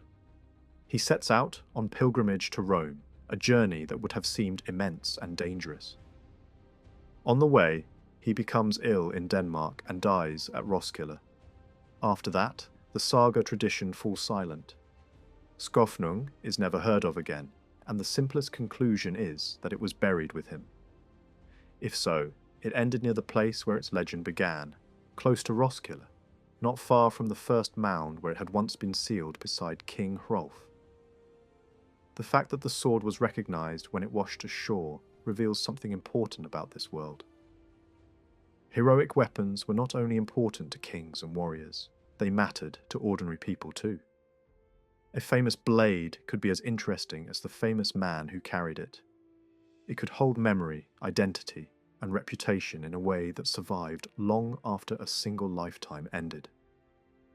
Naming such weapons was part of the same habit. Giving personal gear a name is ancient, and early northern literature is full of named swords, spears, axes, and knives. Swords, however, dominate the record. These are not merely poetic phrases like battle flame or shield fire. They are proper names, treated as if the weapon is an individual. Some are simple names tied to myth, such as Odin's sword, Gram, famous in heroic tradition. Others describe what the weapon does or how it behaves. Names like Legbiter, Quernbiter, Bernierbeiter, Footbiter, and Brainbiter are blunt and practical. They turn a sword into an action. Even when the name sounds playful, it carries a threat. Etatangi, the sword of generations, points to inheritance and continuity, a weapon that passes hand to hand like a family line. Hrunting, the blade Beowulf borrows, likely carries an idea of thrusting, a name tied to the motion of pushing steel forward into a target. Some names even seem to describe the blade's surface. A sword called Fishback suggests rippling lines, like the patterning seen on certain forged cores. At this point, a useful distinction has to be made. Some sword blades carry markings that look like names, but these are not the personal names given by owners, and they are not the names of the warriors who carried the weapon. They are marks associated with the maker. In other words, they function like a signature or workshop stamp, a way of identifying who produced the blade. During the era dominated by pattern-welded swords, these maker marks are surprisingly rare. The majority of those blades show no such signatures at all. A small number of earlier blades do, mostly from the late Roman centuries, and the names recorded on them often look Celtic. That fits what is known from wider evidence. For a long time, Celtic smiths were among the most skilled ironworkers in Western Europe. Later, when maker names begin appearing again in the Viking centuries, the style of the names looks different. Names such as Ulfbert, Ingelri, Leutfrid, Niso, and Attelbald are found on blades from roughly the 9th through the 11th centuries. These are the names most often seen in museums because many Viking-age swords survived in burials and river finds. One strange example even carries two famous names, one on each side, though badly spelled, hinting at imitation, copying, or workshop competition. These later signatures point to production networks and reputations that extended far beyond one village. Why then did most pattern-welded blades lack visible marks? One possible explanation is that the pattern itself served as an identifier. A master smith might have had a distinctive way of twisting and grouping the rods, producing a recognizable fingerprint in the finished blade. In a world where skilled craft was rare and where men learned by watching and copying, such a visual signature could have been enough. That idea cannot be proven, but it fits the general logic of early crafts. Recognizable style can function as a name even when no letters are stamped into iron. The method of marking also changed over time. Some earlier marks were made by stamping impressions into hot metal near the base of the blade when the iron was soft. Much later, in the Viking Age, many marks were not stamped but inlaid. The smith would cut the design into the blade, heat it, and hammer in thin rods of contrasting metal, so the letters or symbols became part of the surface. These inlaid names often appear alongside geometric patterns that are clearly intentional but difficult to interpret. A repeated favourite is a set of vertical strokes with a diagonal cross between them. Another, surprisingly modern-looking, is a diagonal cross framed by two circles, like a symbol rather than a word. Their meaning is unknown, but their consistency suggests they mattered. The practice of putting names and sacred phrases on blades continues into later centuries. In medieval Europe, some swords carry maker statements on one side and religious phrases on the other.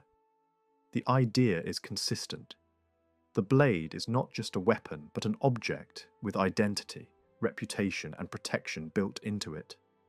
Whether that protection is social, spiritual, or psychological. One final detail adds another layer to the mystery. Certain early blade marks appear, disappear for many centuries, and then reappear much later in near identical form. The gap is so long that it is hard to explain through simple copying. A mark that returns after many generations suggests a tradition preserved within a craft, passed down through apprenticeship, rather than through books. In that sense, the marks resemble the signs used by medieval masons. Both smithing and stonework were surrounded by secrecy, professional pride, and old stories about semi-divine origins. In many communities, these trades were treated as special knowledge, almost sacred in themselves. The sword deserves the attention it gets, because no other weapon in this era carries the same mix of prestige, craftsmanship, and variety. Still, a full picture of early northern warfare cannot leave out the other tools that shaped real fights and everyday life. The axe that later ages would turn into a Viking symbol. The single-edged knives known as saxes in many forms, and the bows and arrows that appeared on battlefields, even when some warriors treated them with open contempt. After the sword, the most important blade for many communities across the north was the saxe. In stories from Scandinavia and in excavated finds from the same regions, this weapon turns up again and again, sometimes humble, sometimes surprisingly elaborate. Over time, a popular idea took root that the very name Saxons came from this blade, as if a people became identified with the knife they carried. Whether or not that connection is true, the reputation itself says something about how common the saxe was and how closely it was linked to identity and habit. The term covers a wide range of objects. In one setting, it can be little more than a household knife, used at meals and in farm work. In another, it becomes a fighting weapon long enough to challenge a sword in reach and danger.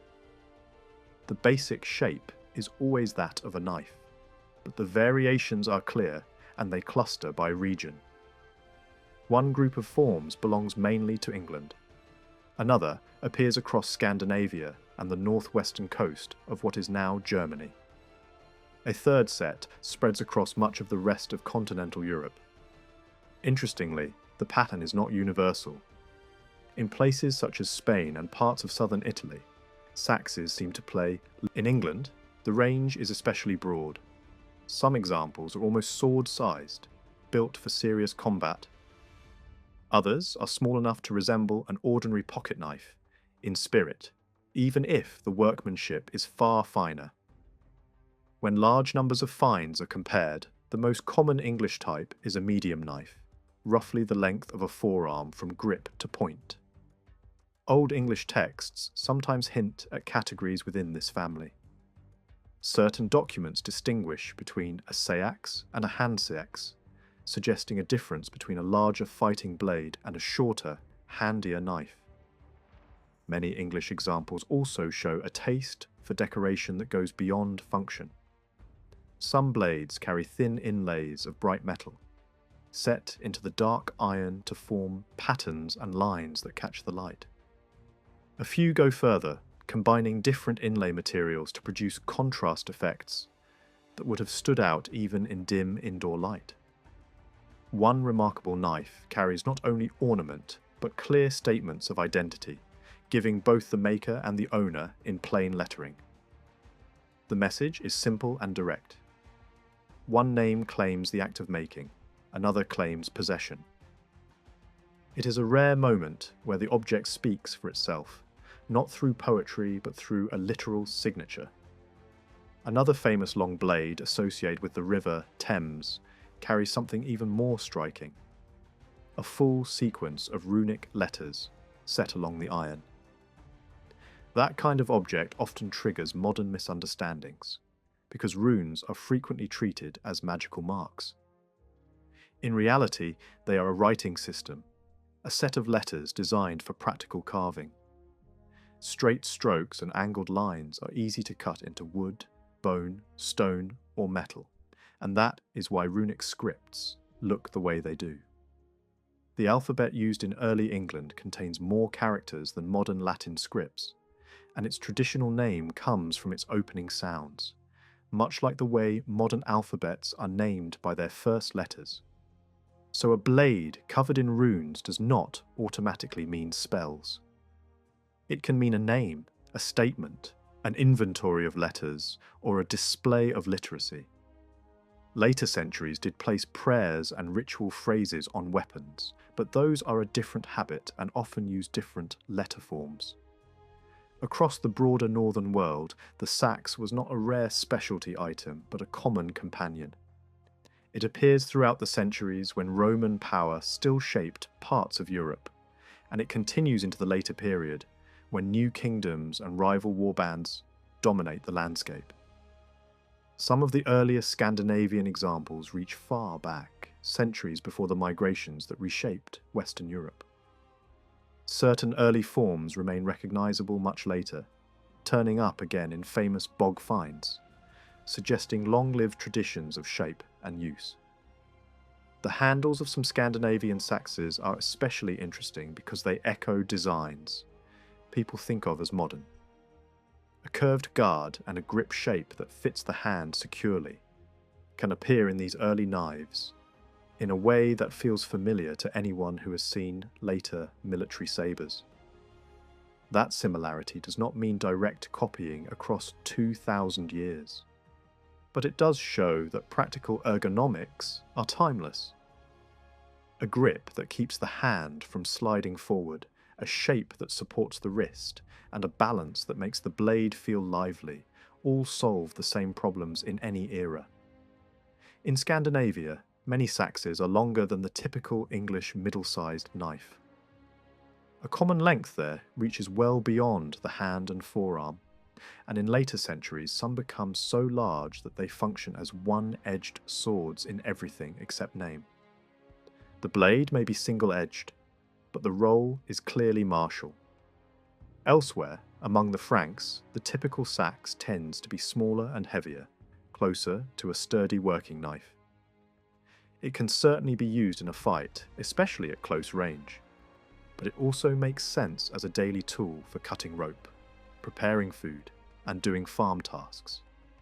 Axes present a different challenge, because the border between tool and weapon is thin. A woodcutter's axe can kill a man as effectively as any purpose-built weapon, and a warrior's axe can still chop wood when needed. Yet some surviving examples make their intended role obvious. When an axe head is inlaid, engraved, or shaped with a level of finish that goes far beyond utility, it strongly suggests a status object, carried not by someone clearing fields, but by someone expected to fight.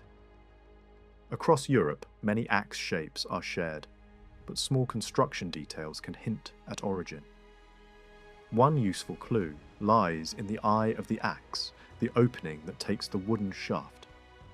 Scandinavian forms often show a certain pair of projections along the sides of that opening, while Frankish examples place comparable projections in a different arrangement. Such differences are easy to miss in a sketch, but become clearer when multiple finds are compared side by side.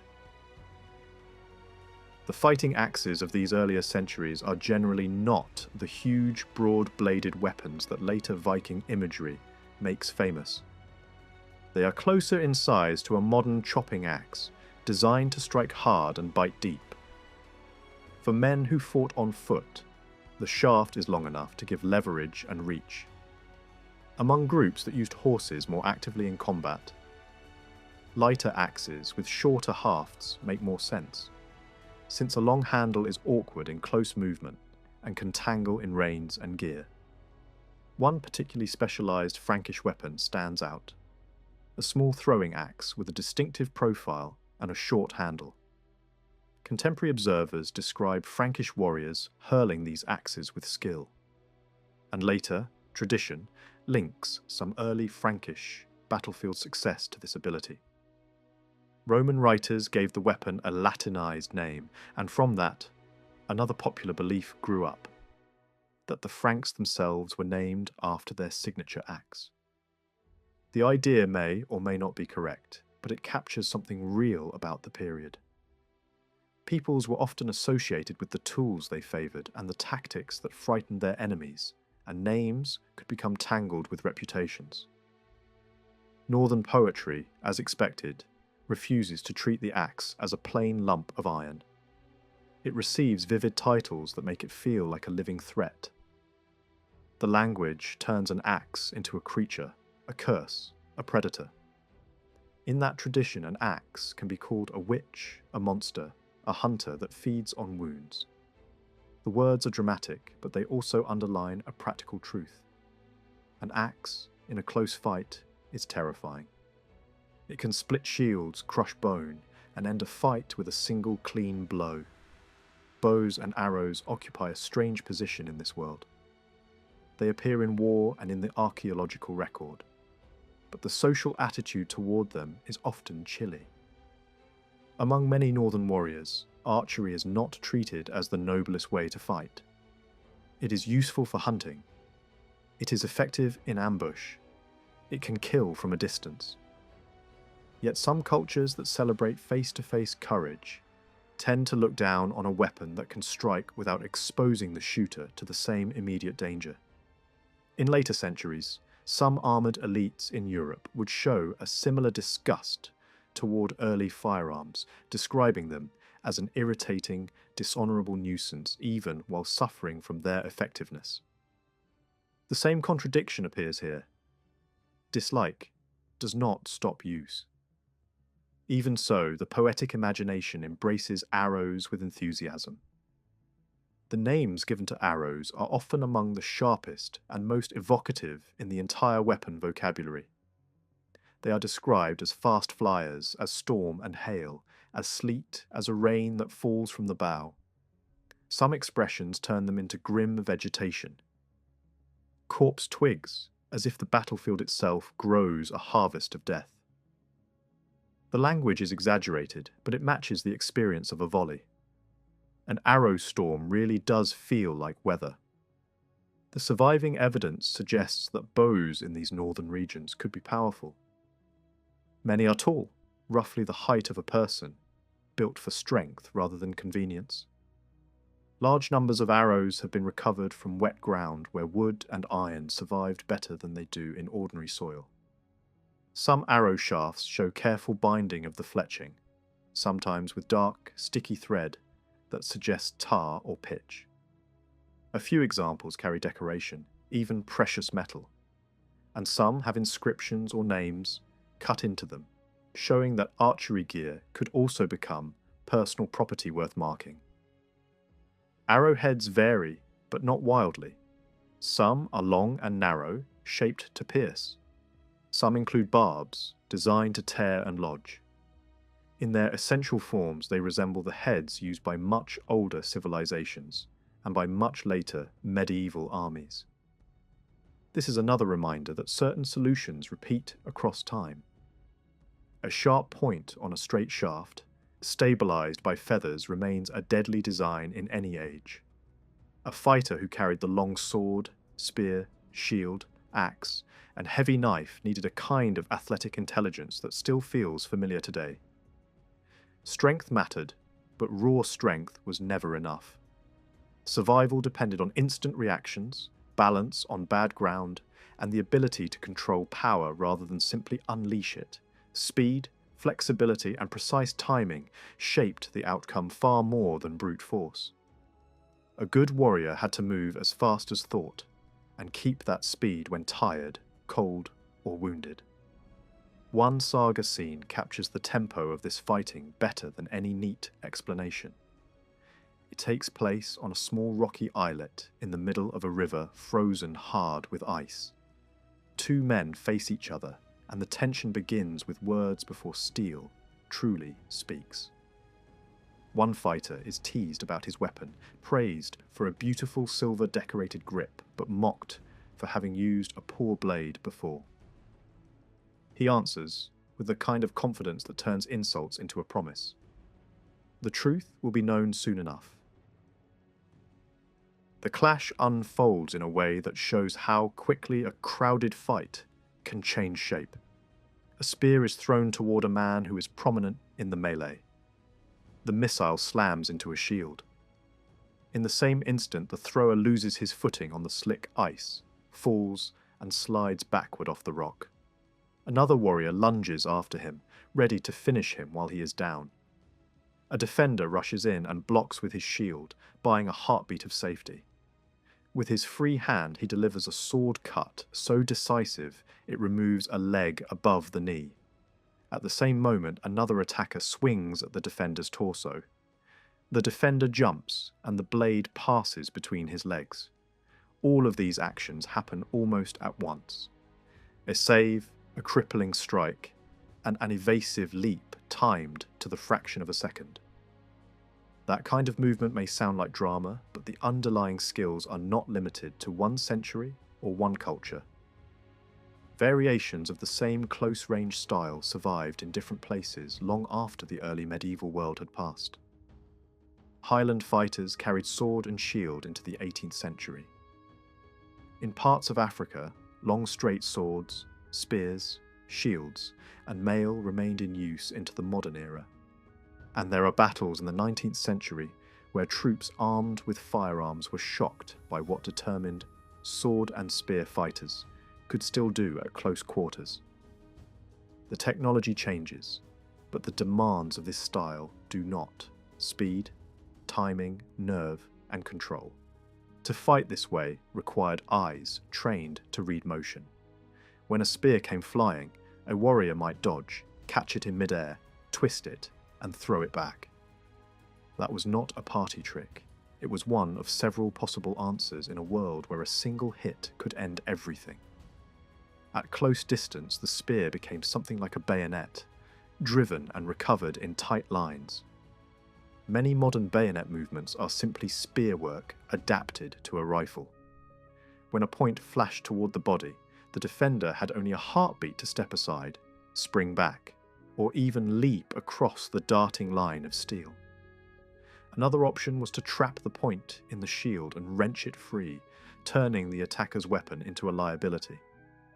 Some warriors carried special javelins designed to do the opposite. Not to be pulled out of a shield, but to ruin the shield itself as a defense.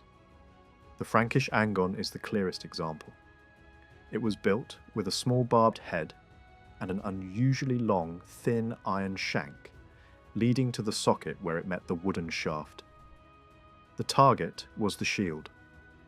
When it struck, the head caught and the long iron neck bent. The shaft then dragged the shield downwards so it no longer covered the body properly. Cutting the shaft off was not an easy fix because the long iron section protected the weak point, where a sword cut would normally free the shield. The weapon was meant to turn defense into panic. The Franks, in the eyes of Roman observers, looked rough and poorly equipped compared to more heavily armoured enemies. but their fighting reputation was grim. Mail shirts and helmets often belonged mainly to leaders, not to the average man in the ranks. Many common fighters went in with little more than spear, shield, and a short axe.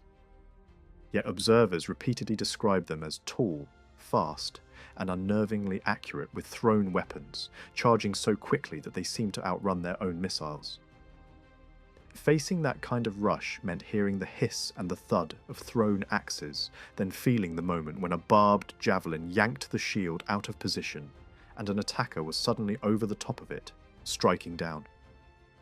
The most dangerous element was not the equipment, but the attitude, an apparent indifference to personal risk that made them willing to pay any price to close the distance.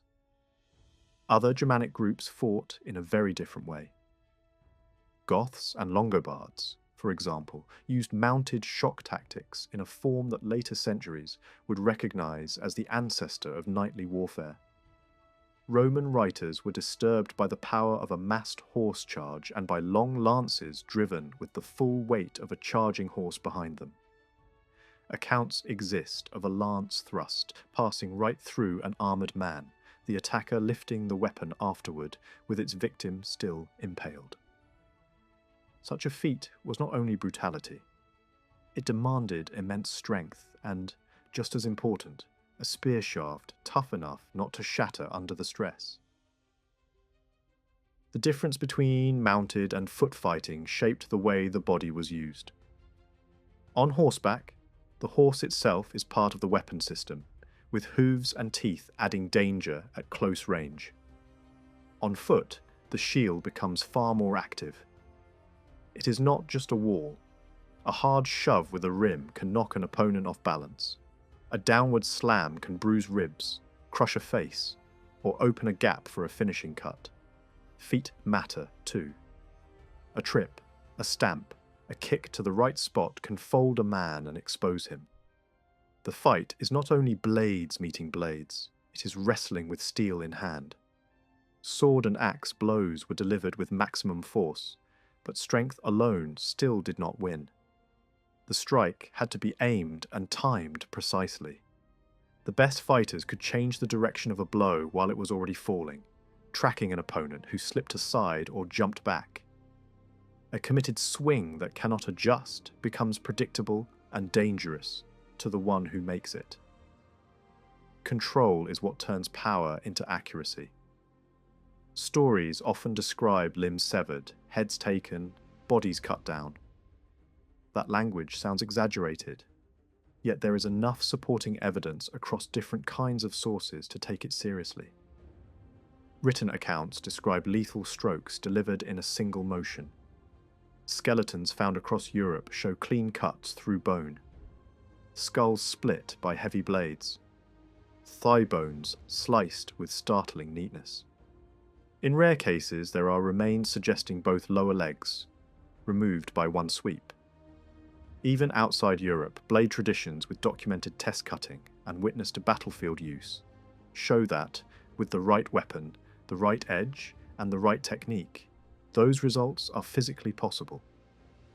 Not every tale should be believed in full, but the basic reality behind the tales is hard to dismiss. In much of Northern Europe, the most common battlefield formation was a dense shield wall, men shoulder to shoulder, overlapping shields, presenting a moving barrier. This was not the same as the Frankish rush or the mounted charge. It relied on cohesion. When terrain protected the ends of the line, a straight wall could hold. A riverbank, a cliff, thick scrub, a lake edge, or the sea could prevent enemies from slipping around and striking from behind. On open ground, the same logic produced different shapes. A square or a ring, a shield enclosure, built to defend against attack from all directions. Another favoured layout was the wedge, a formation that pushes forward with a narrow point and deep weight behind it, like a boar's snout driving into a crowd. Even with formations, battles did not stay neat for long. Once the lines collided and bodies pressed together, the fight often broke into clusters of individual duels inside the larger chaos. A famous saga account of a battle in Sweden around the year 700 illustrates the pattern. Two large war bands gather, each drawn from multiple regions. Leaders bring not only fighters, but also poets, because reputation matters, and the poets are there to witness and later to preserve what happened. The armies meet, horns sound, and the first clash is described as a brutal contest of chosen champions. A single outstanding fighter can carve a path through the enemy's front, forcing leaders on the other side to respond by sending their own best men against him. The account shows another truth. Archers, sometimes dismissed as less prestigious, can still decide a moment when their volleys focus on a single unstoppable threat and bring him down. The same narrative includes details that reveal how varied these armies could be. Some groups carry round shields rather than the longer body shields used by others. Round shields are easier aboard ship and less awkward on long journeys, even if they cover less of the legs. The story also includes warrior women leading troops and fighting at the front, described as fully equipped and feared. Whether every detail is literal or partly shaped by tradition, the presence of such figures in the storytelling reflects how strongly the culture imagined and sometimes accepted the idea of women taking a warrior role. One of the most striking features of these accounts is how many personal names appear. That is not accidental. These stories began as oral reports shaped by people who wanted every notable participant remembered. In small societies, even a large battle might involve only a few hundred fighters, sometimes far fewer. Most warriors either knew one another directly or knew of one another. Naming was part of the point. A battle was not only survival, it was a contest for memory. There is another detail that can surprise a modern listener. The idea that a battlefield could be measured out in advance, as if it were an arranged contest. In some traditions, formal duels were governed by strict rules. The fighting ground could be marked with poles or stones. The space could be divided into zones that defined retreat, loss, and honour. Combatants might have assistants and spare shields. The fight could proceed in a controlled exchange of blows, with pauses, with a clear order of striking. Leaving the boundary might brand a man as a coward. Blood falling in a certain area could end the contest. Fines and compensation could follow. The structure feels ritualized, almost legal, because in a society where personal violence is common, rules become a way to contain escalation and define outcomes.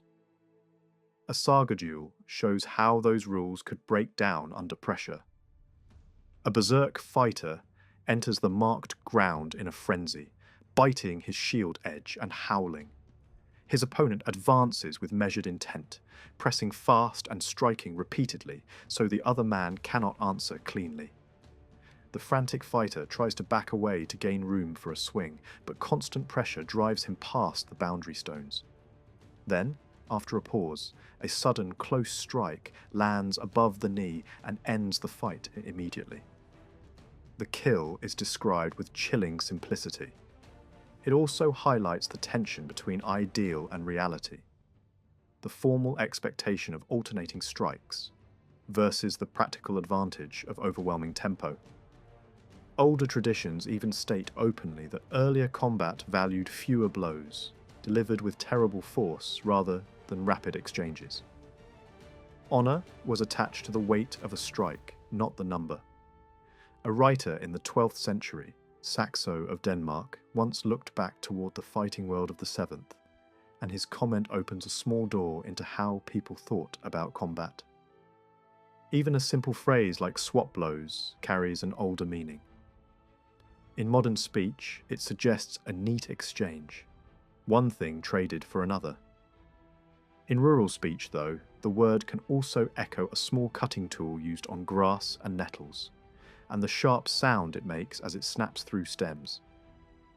That same whipping sound belongs to a sword moving fast through the air.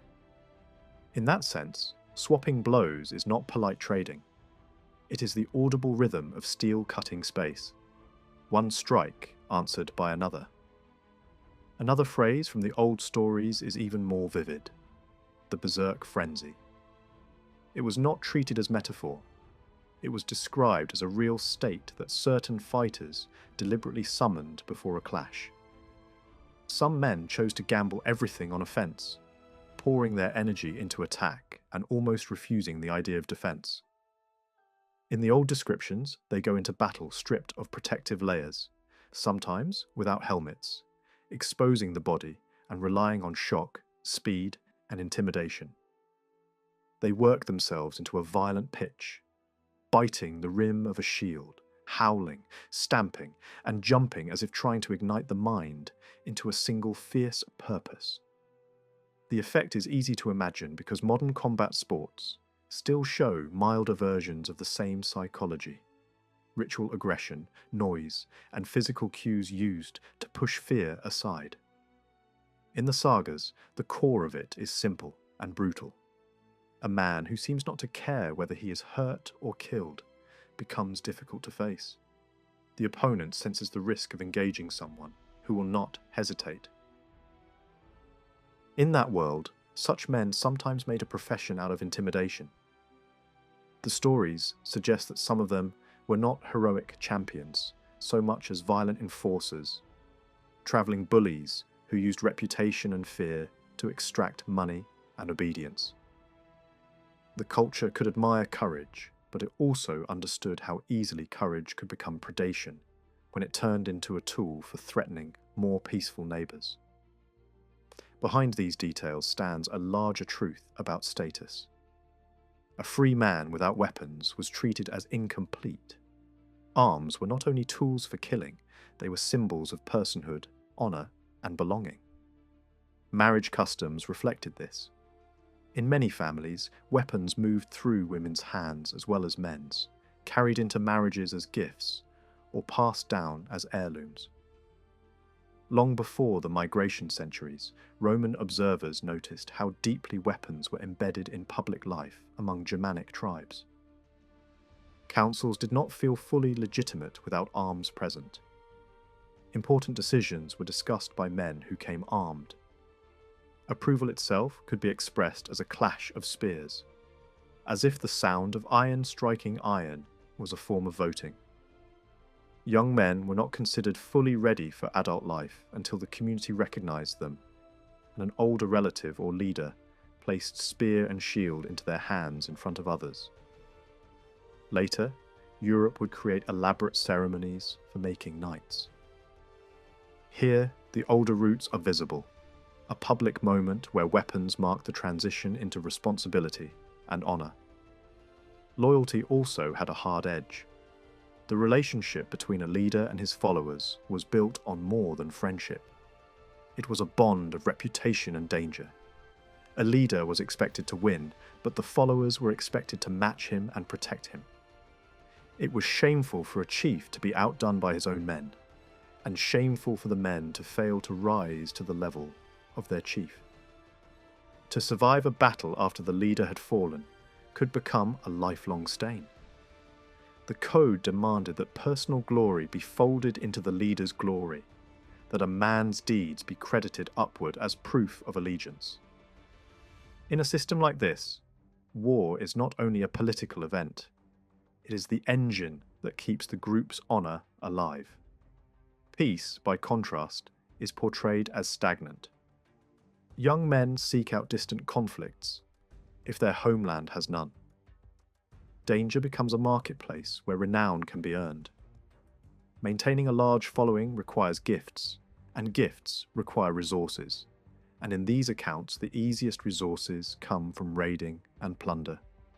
The followers demand war horses, fine weapons, and feasts. Food and drink are not simple hospitality. They are a form of payment. A leader's generosity becomes a kind of wage system, and violence is the economy that funds it. Roman observers sometimes wrote about this with a mixture of disgust and fascination, describing men who preferred the hazards of battle over the patience of farming, who considered it weak to sweat for what could be taken by force. That background helps explain why weapons are distributed unevenly in the archaeology of the migration centuries.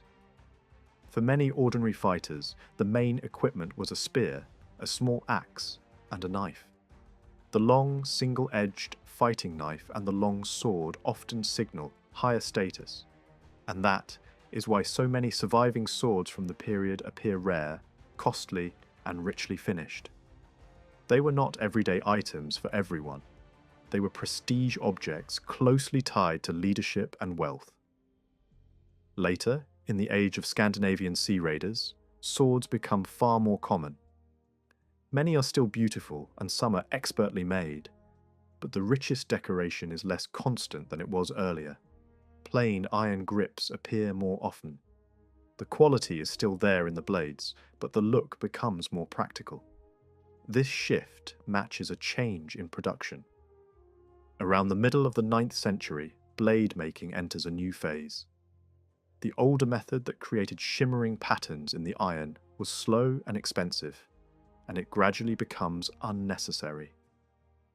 Smiths find ways to make stronger blades more efficiently, and when a fine weapon can be made at lower cost, more fighters can own one. As swords spread, they also grow larger, reflecting improved materials and confidence in forging.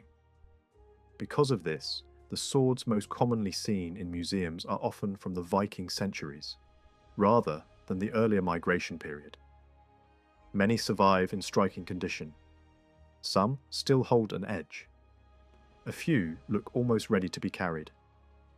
That can surprise people. But it is not mysterious. A weapon buried in the right conditions, greased, wrapped, and placed in a well-built chamber rather than damp earth, can remain usable far longer than modern assumptions allow. A grave is not always just a hole. Sometimes it is timbered, sealed, and dry for generations. The stories about swords taken from burial mounds and used again are built on that reality. One saga tells of a weapon lifted from the grave of an earlier king and given to a child at his naming. Not as a museum piece, but as a living heirloom meant to be carried. That child grows into a ruler, fights with the sword and dies in battle. The blade is taken up by an enemy, carried home, and then passed down again. Each new owner is told the sword's name and its origin, and the chain of memory becomes part of the weapon's value. The object is not just steel, it is a narrative carried in the hand. The tales sometimes take the weapon even farther. A later descendant travels to serve in the emperor's guard in Constantinople. The sword behaves strangely, vanishing from under a pillow at night and turning up elsewhere as if refusing to be owned lightly. The emperor hears the story, learns the weapon's connection to a famous ruler, and offers a huge sum in gold. The sword is bought and hung as a sacred display in a church. Whether every detail is literal is not the point. The point is how the culture thinks. The sword is treated as a companion of destiny. It belongs in the center of the story, alongside kings and saints, carried across seas and generations. This is why poets matter so much in these narratives. A poet is not decoration. He is memory made public. The warrior world prizes words as much as wounds, because words preserve reputation. In battle society, a man's final phrases can become his monument. Several well-known examples survive in later tradition.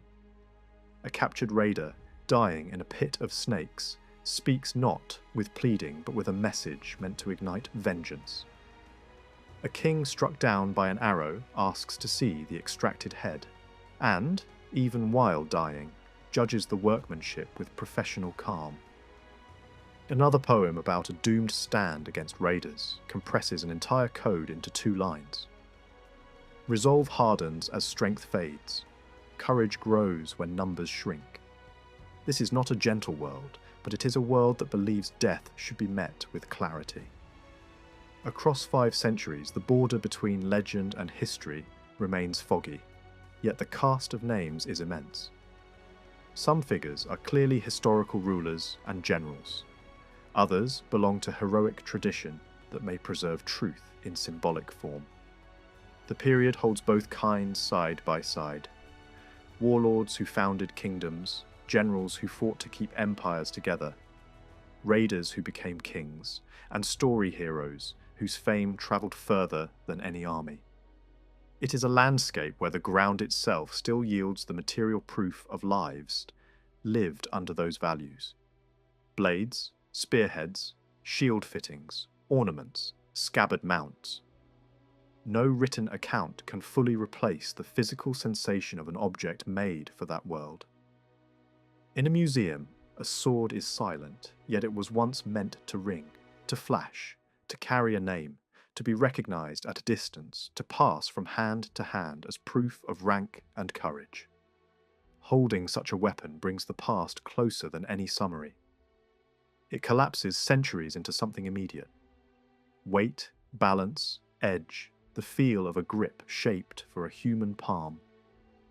In that closeness, the stories stop sounding like distant literature.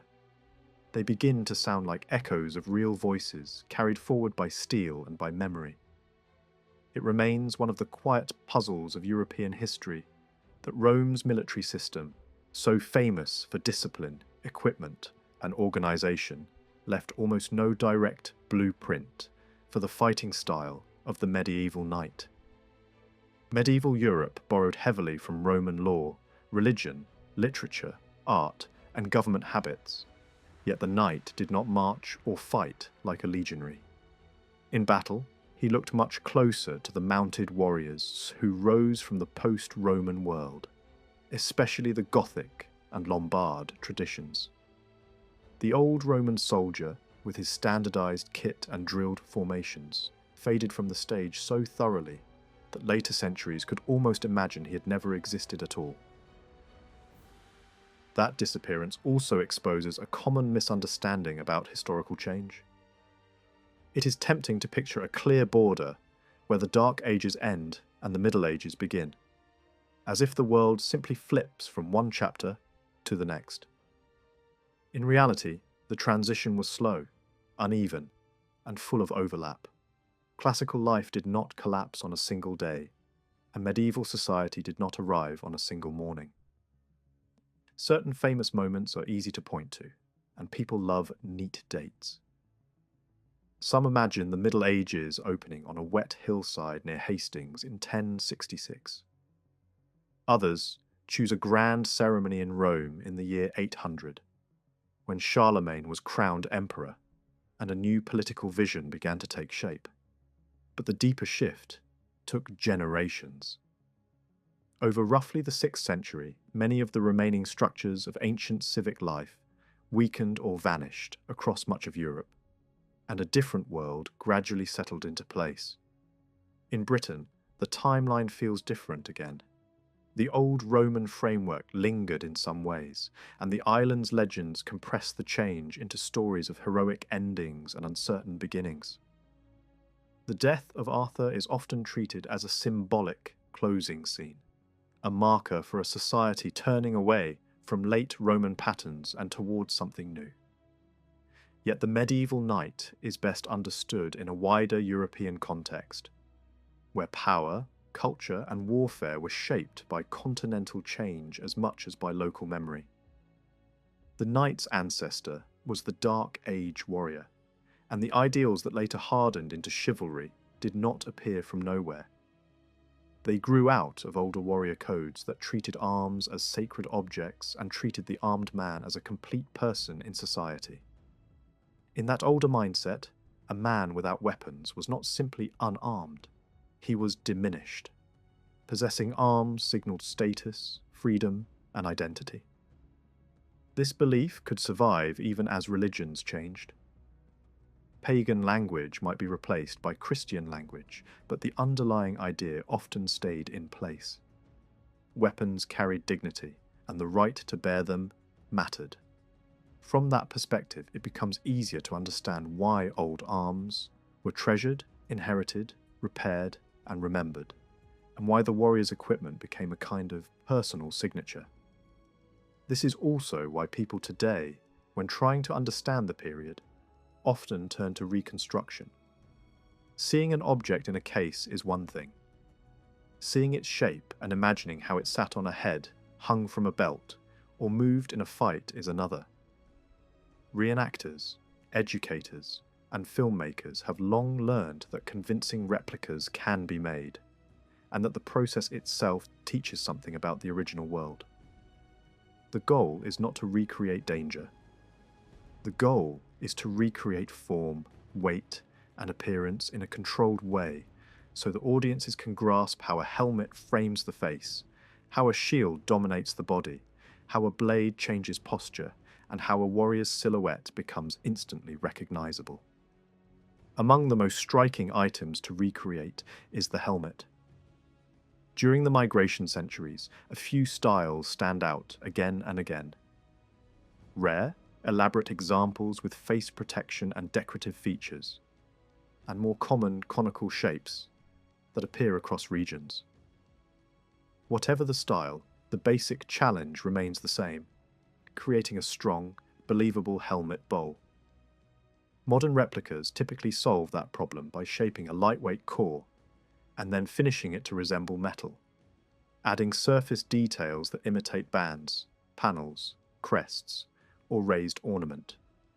The result can look surprisingly authentic on camera, especially when the finish captures the contrast between bright metal tones and darker recesses, and when the decoration suggests the layered craftsmanship of early medieval work. Shields are often easier for modern creators to understand at a glance, but they bring their own questions. Many early shields were built from thin wooden boards and then strengthened with fabric layers and leather facing. Some were flat, some were gently curved, and the curve matters because it changes how the shield sits against the body and how it catches impact. Grip systems also vary. Some shields are held by a central handhold behind a metal boss, while others use straps that lock the forearm in place. These differences are not just technical details, they shape movement, fatigue, and the way a fighter turns his body in a shield wall or a single duel. Weapons raise the most intense fascination because a sword in particular carries so much symbolism. Modern audiences tend to picture a sword as a simple object, a blade and a handle. In the early medieval world, it was a complex statement of status and identity.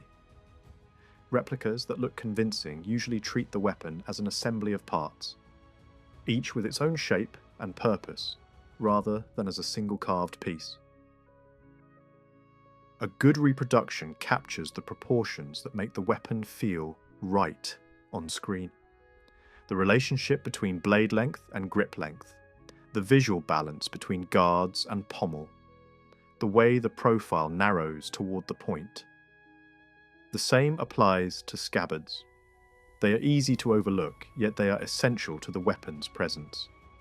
A scabbard is not just storage, it frames the sword as something carried daily, protected, displayed, and controlled. On film, the scabbard often tells the audience as much as the blade does. A plain scabbard suggests practicality. A decorated one suggests rank. The mounting pieces, the suspension style, and the surface finish can instantly signal region, wealth, or era, even to viewers who do not know the details. Across all of this, the most important lesson is not a set of workshop steps. The lesson is a way of thinking. Once the original object is understood as a real thing, with a real method of construction, a real purpose, and a real relationship to the body, reproductions become easier to design convincingly and safely.